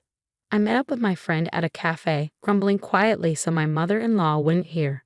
Suddenly, I saw flashes of light. She was taking pictures of me. My friend, Abby, who I've known since our student days, looked suspicious and asked, "What's that?" Abby, being tough, started to get up, saying, "Should I say something to her?" But I quickly convinced her to stay seated. No, please stay, Abby." Abby had a pixie cut and wore street-style clothes, which made her look a bit like a man. I joked that my mother-in-law might have thought she was a guy, which made Abby burst out laughing. Finding the situation amusing, Abby leaned closer to me, pretending to hold my hand to tease my mother-in-law. Each time my mother-in-law took a picture, she seemed thrilled, snapping away while her nostrils flared with excitement. It was so ridiculous that I couldn't help but laugh along. After witnessing my mother-in-law's silly antics, I felt relieved and went shopping with Abby before we said goodbye. But as expected, my mother-in-law followed me home, hiding behind lampposts and walls just like before. Sometimes I'd play a quick game of red light, green light with her, and she'd scurry off to hide. It was amusing, and I found myself joining in her ridiculous game. I couldn't help but think how foolish she was to believe that I didn't notice her following me. When I got home and started taking off my shoes, she rushed in excitedly. If she was tailing me, she could have at least waited a bit before coming back. I was surprised when she showed me a disposable camera. Emma, I finally caught proof of your cheating. I'm going to send these to David, so get ready. Oh, really? Good luck with that, I said casually, which she didn't like. She spent the rest of the time buzzing around me like a nagging child. Are you okay with this? It's proof of cheating. Your face and his are clear in the photos.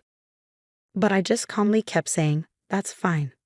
It was unfortunate that Abby's appearance sometimes led to her being mistaken for a man, but David knew her well from before we got married. So even if my mother-in-law sent a photo of me with Abby to David, he'd probably recognize her as just a friend. Despite enduring my mother-in-law's ridiculous schemes, I suddenly had to go on a business trip overseas. It was a shame I wouldn't get to see David because it was in a different country, but it couldn't be helped. I told my mother-in-law about my trip, although I didn't ask for her opinion. But in her mind, it seemed like a romantic getaway. As I got ready for my trip, my mother-in-law smirked and said, "It'll be a big problem if you come back pregnant from your romantic getaway. David hasn't seen you in a while, so it won't be easy to pretend the baby is his." Her distasteful thoughts made it pointless to argue back. I replied casually, "Yeah, it's just a business trip, not a romantic getaway," and headed off. The trip was really busy, and the days passed by quickly in a blur. When I finally got back to the US, I was exhausted. My boss, who had also been on the trip, seemed tired too and went home. I had planned to grab some duty-free sweets before heading home, so I took a break on a bench. Just then, my phone rang. It was Abby calling, and she had something surprising to tell me. "Hey Emma, welcome back. There's something I need to tell you. Your mother-in-law showed up at the company where I work." "What?" "Abby's family's company isn't the kind of place just anyone visits." Hearing that my mother-in-law went there made me really angry. Abby explained how she handled the situation and asked if she went too far. I replied, "No, I think it was just right." After laughing and ending the call with Abby, I was about to leave when I got another call from my mother-in-law. "Emma, you should be back from your trip now. Did you enjoy your affair trip?" I said, it wasn't an affair trip, and I didn't particularly enjoy it because I went there for work. "Well, I've already sent David the evidence photos." I simply responded with, "I see," to my mother-in-law, who seemed pleased with herself. Ignoring my lack of reaction, she just kept on talking. "Actually, I moved, so your house is no longer there. I sold the old house. So you must be struggling without a place to go back to. But hang in there," my mother-in-law cheerfully said. I responded with an uninterested "huh" as she laughed happily. "Enjoy your life in your new house." "Thank you, and please never come back to our house. After all, you're going to be divorced soon." After my mother-in-law hung up, I stood in the airport for a while. But slowly, I felt better. It wasn't anger in my heart, but joy. I did it. I pumped my fist a little and started my journey home with a light step. Of course, I was going back to the house my mother-in-law claimed she had sold. Maybe she had taken out the furniture. Even though a lot of things were missing, I accepted it as a parting gift. I quickly called a locksmith to replace the front door lock, ensuring my mother-in-law couldn't get in even if she tried to return. Then I sprawled out in the living room, basking in the freedom I had finally achieved. Inside the house, I pumped my fist again and shouted, "I did it." The next day, I received a call from my mother-in-law. "What's wrong?" I asked her with a hint of malice. She sounded flustered and trembled as she spoke. "Actually, I thought I sold the house. But it turns out I didn't. It seems I borrowed money without realizing it. Debt collectors are coming, and it's really scary." "That sounds terrifying," I replied, realizing that the company she unknowingly visited, thinking it was Abby's parents, was actually a real estate company on the surface, but secretly involved in loan sharking. According to Abby, they had warned her multiple times that the house couldn't be sold. The house was in David's name, so she couldn't just sell it on her own. After being rejected by all the real estate agencies she approached, she ended up at the company run by Abby's parents. Desperate to sell the house, they gave her a promissory note to sign, without her realizing the true implications. The document obligated her to repay a large debt, with the daunting requirement of $1,000 to be paid every day. She managed to pay off the debt collectors for today, but she didn't have the means to come up with that amount every day from tomorrow onwards. So she came to me in tears, pleading, "Please, Emma, you have to help me." The debt collectors have been pounding at my door since dawn. It's terrifying. I can't sleep well, and I don't have much money. I used the borrowed money to buy a new house, so I don't have any savings left. How about this? Please transfer $10,000 to my account every week until I've paid off the debt. But honestly, do you think there will ever be a day when we can pay off this company's debt? Even if we combine my income with David's, it's impossible to come up with that much money every week. I'm sorry, but your only option is to work hard and earn it yourself. What? Like there's a job out there where I can make $1,000 every day. Well, why not try talking to the company you borrowed money from? Maybe they can help you find a good job. I meant it as a joke, but my confused mother-in-law responded, Really? Then I'll go and see, and hung up. I sighed to myself, realizing there was no stopping my mother-in-law now. Later, I heard from Abby that my mother-in-law had suddenly shown up at the company and said, I have no choice but to work because I have no money. Is there a simple and easy job where I can earn more than $1,000 a day? Abby and her team managed to find my mother-in-law a job, but it wasn't what she expected. The company was one where many employees lived in rundown shacks serving as dormitories. At this company, the workers toiled tirelessly day and night, often doing physically demanding labor.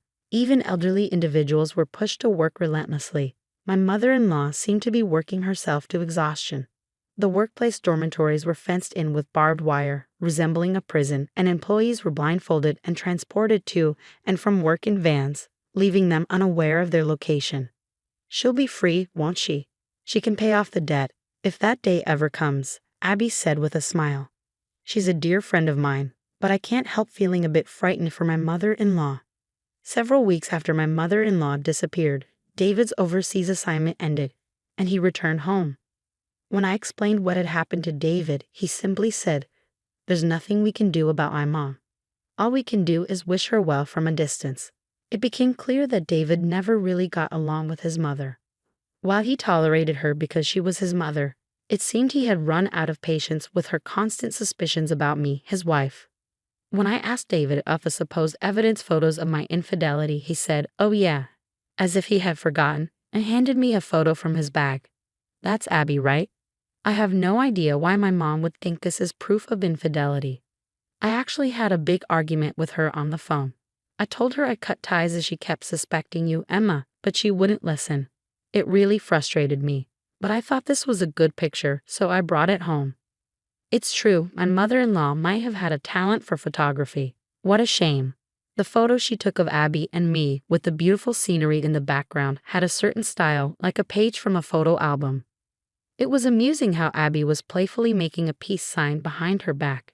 That was just so like her. We really owe Abby a lot. We should visit her properly sometime soon. Just be careful not to sign any documents she might try to give you. I'll never sign anything from Abby. David and I chuckled together. Finally, we were able to live like a newlywed couple. We had no idea what happened to my mother-in-law after that, but she's probably still working hard somewhere in the States. We could have found out where she was by asking Abby, but neither David nor I had any desire to track her down.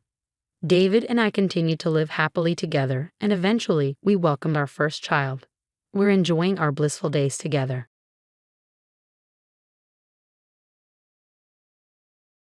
Emily, is Grandpa doing okay? Patricia, yes, he's doing okay, but not perfectly. It's a bit of a hassle when older people hurt themselves. I wish they would consider how hard it is for us to take care of them. Patricia, that's not a very nice thing to say. It's alright he's not doing too well anyway. I'm not good at dealing with the needs of older people, but you're used to it, so you'll manage. The other day, my husband's grandpa, Michael, fell in the garden and hurt his leg. It's not too bad, but he's already 82 years old. Because of his age, we're making sure he stays in bed to avoid making it worse. My mother-in-law won't even go near him, let alone help take care of him. I'm Emily, 30 years old. I got married 3 years ago and live with my husband Daniel's family. My husband used to be my boss at the company where I worked, a company started by his grandpa. When I first joined 8 years ago, my father-in-law was already in charge and my grandpa-in-law was the chairman. But back then, the grandpa still handled all the big tasks and jobs in the company. 2 years ago, when Grandpa turned 80, he stayed as chairman but gave most of his public duties to my father-in-law. Michael, you've put in a lot of work over the years. Let Christopher handle the company stuff now and take it easy, my mother-in-law said with a smile. But to me, her words sounded kind of sarcastic. Grandpa-in-law can be stubborn, but he's known for being fair and kind. On the other hand, my father-in-law seems a bit immature. He doesn't speak his mind clearly and isn't as reliable as Grandpa. Plus, he always listens to whatever my mother-in-law says. My grandmother-in-law passed away before I met her. My husband and I started dating 3 years after I joined the company. He was leading our team with energy, and he seemed dependable, although a bit too sure of himself. Maybe I felt that way because I lost my dad early and grew up with just my mom. She passed away from illness 2 years ago, so now my in-laws are all I have left in terms of family. Not long after I got married, my mom got sick and needed me to take care of her, so I quit my job to be there for her. My husband's family didn't mind, and it might be because of one thing Grandpa said: it's only right to care for the mother who raised you alone. Don't worry, just take good care of her. Because of that, I could stay with my mom every day for a year without worrying about money until she passed away. My mother-in-law seemed a bit unhappy, but I was really thankful. But ever since Grandpa handed over the company to my father-in-law, things have been changing. People don't listen to Grandpa's ideas as much anymore, and I feel like they're not treating him with the same respect. At first, I thought it was just me imagining things, but seeing how my mother-in-law and husband act, it feels real. My father-in-law doesn't seem to care much, and it's like he's ignoring Grandpa now that he's basically retired. Seeing how my in-laws behave, I can't help but feel angry. Hey, Patricia, and you too, don't you think you're being a bit distant towards Grandpa? What's the problem? Grandpa tries to talk to you, and you barely answer him. You don't even try to help him out. I don't have time to deal with old people. You can take care of Grandpa. You're the one who's free. There's no need to speak like that. I'm tired from work. Don't bother me with trivial stuff. This is how it always is. No one listens to what I say. And my grandpa-in-law doesn't speak up to his family about it. Now I'm the only one who talks to him at home. Grandpa, it's a nice day today. How about we take a short walk outside? Your leg seems to be getting better, and it might be good for your recovery. Thanks. Let's go out for a bit then. We walked to the park together. Many families were there and children were playing happily. My grandfather-in-law watched them with a smile. Christopher and Daniel, just like those kids. Grandpa, I was so busy with work that I couldn't spend much time with the boys. Maybe that's why I feel like I didn't raise Christopher and Daniel properly, my grandfather-in-law said, sounding a bit sad, almost as if he was speaking to himself. Christopher is my father-in-law, and Daniel is my husband. I think about how we can all be kinder to my grandfather-in-law, but I can't think of a good solution. Then my in-laws suggested building a new house for him. This house is more than 50 years old, right? It's poorly laid out and hard to use. Instead of spending money on repairs, it would be better to build a new house in a more convenient location. A new house. Michael is getting older, and while it's good he only got hurt last time, we never know what might happen in the future. So let's make the new house accessible for him, so we won't have trouble if he needs care. That makes sense. We can even put Michael's room in the middle so everyone can easily look after him. Yeah, that sounds like a good plan. All right, it's settled then. And Michael, regarding the expenses. If it's a house for all of us, I'll cover it. Talk to Mr. Jones about the finances. Classic Michael, thank you. We really appreciate it, my mother-in-law said with a happy smile. It seems like they only praise him when they need money. But if everyone takes care of my grandfather-in-law after we move to the new house, I thought there couldn't be anything better. Mr. Jones is the company's legal advisor and also manages my grandfather-in-law's personal finances. My grandfather-in-law likes his honesty and has kept him around for almost 30 years. He's 58 now and the person my grandfather-in-law trusts the most. I've met him a few times and he seems really trustworthy. He's always concerned about my grandfather-in-law's health, and sometimes I feel like he cares for him more like a son than his real sons do. Knowing there are people like him around my grandfather-in-law gives me some comfort.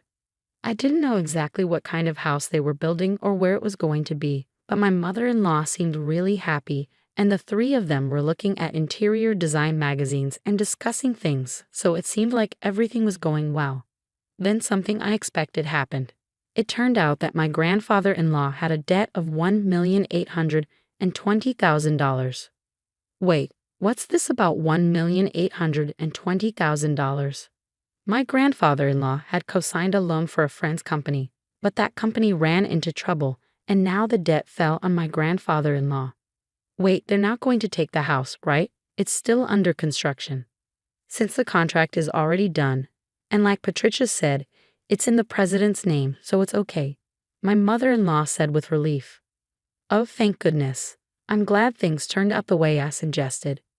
Hearing that conversation, I realized for the first time that the house was in my father-in-law's name. Even though my grandfather-in-law had paid for it, it seemed like something my mother-in-law would do. I also wondered why they didn't consider giving up the house to help pay off the debt. Hey, this debt is Michael's responsibility, not ours or the company's, right? Well, it was signed under Michael's name. Oh, okay then, no problem. I couldn't see any good in the situation. But since my grandfather-in-law didn't say anything during that conversation, I didn't say anything either. After all, it's not an amount of money I could handle. Then, a few days later, my grandfather-in-law's behavior started to change slowly. Grandpa, what do you want for lunch? Who are you calling Grandpa? I'm only 50. You have no right to call me that. Huh. Sorry, Emily, right? I was lost in thought. At first, I thought he was just lost in his thoughts. But when it kept happening, I started to feel worried.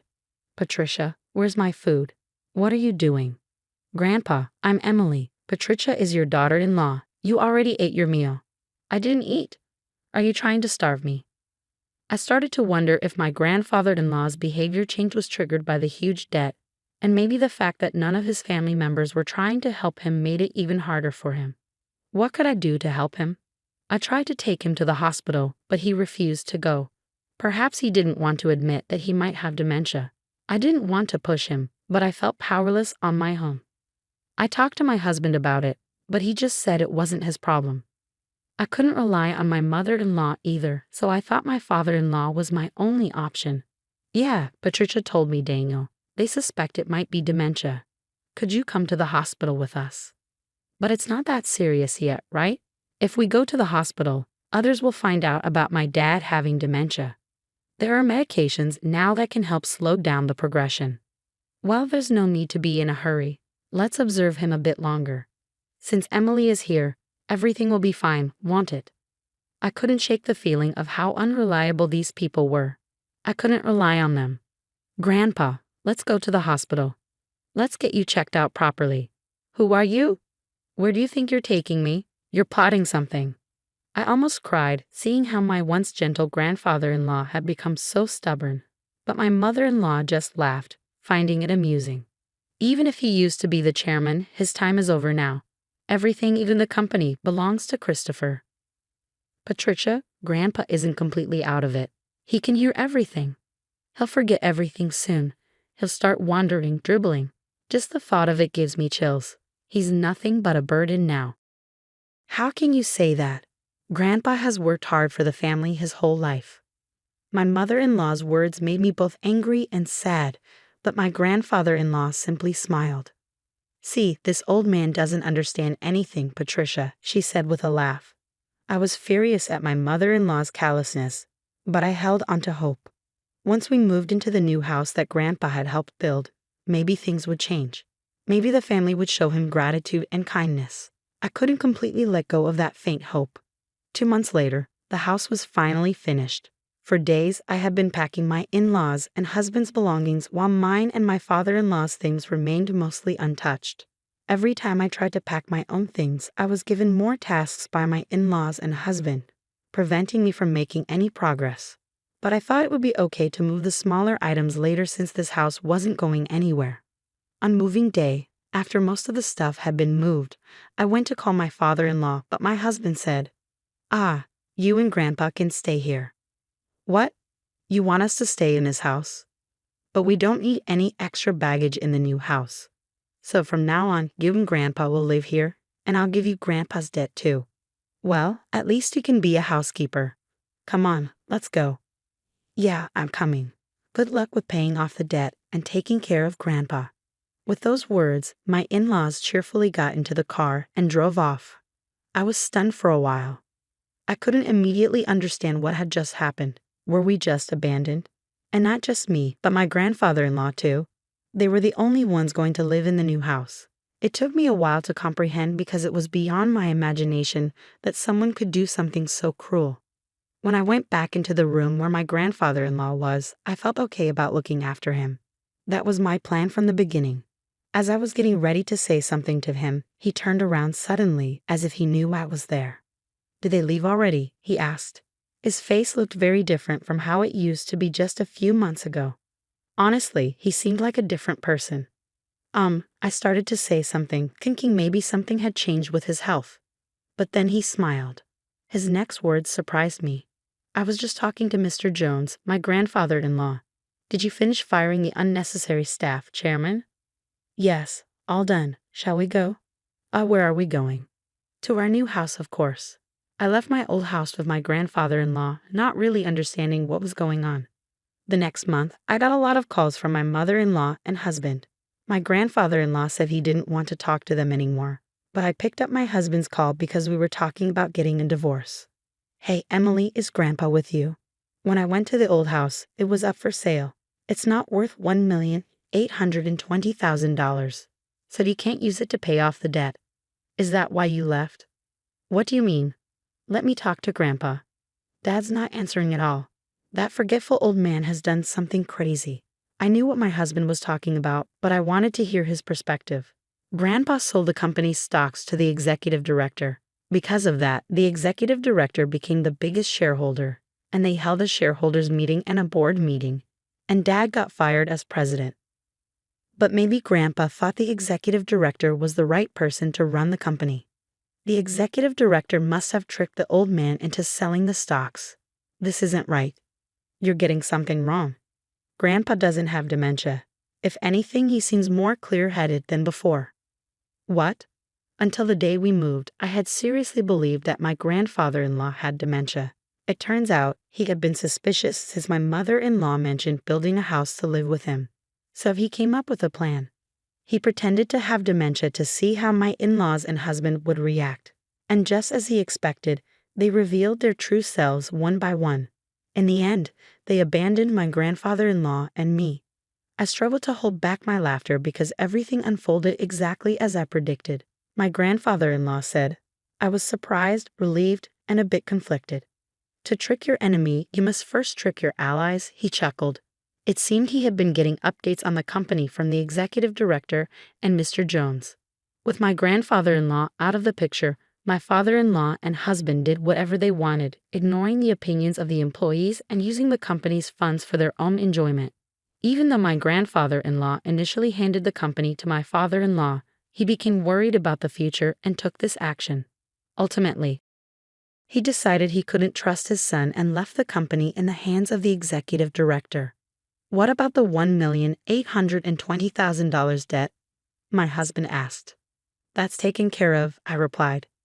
It turned out my grandfather-in-law had guaranteed a loan for a friend's dad, but he had personal assets that covered it and more. After stepping back from the company, he invested in real estate and made a good profit. But if I had mentioned that, my mother-in-law and husband would have targeted it. That's why I only mentioned the debt. The friend's dad had helped my father-in-law in the past, and now the land he owned was going to be turned into a resort, fetching a high price.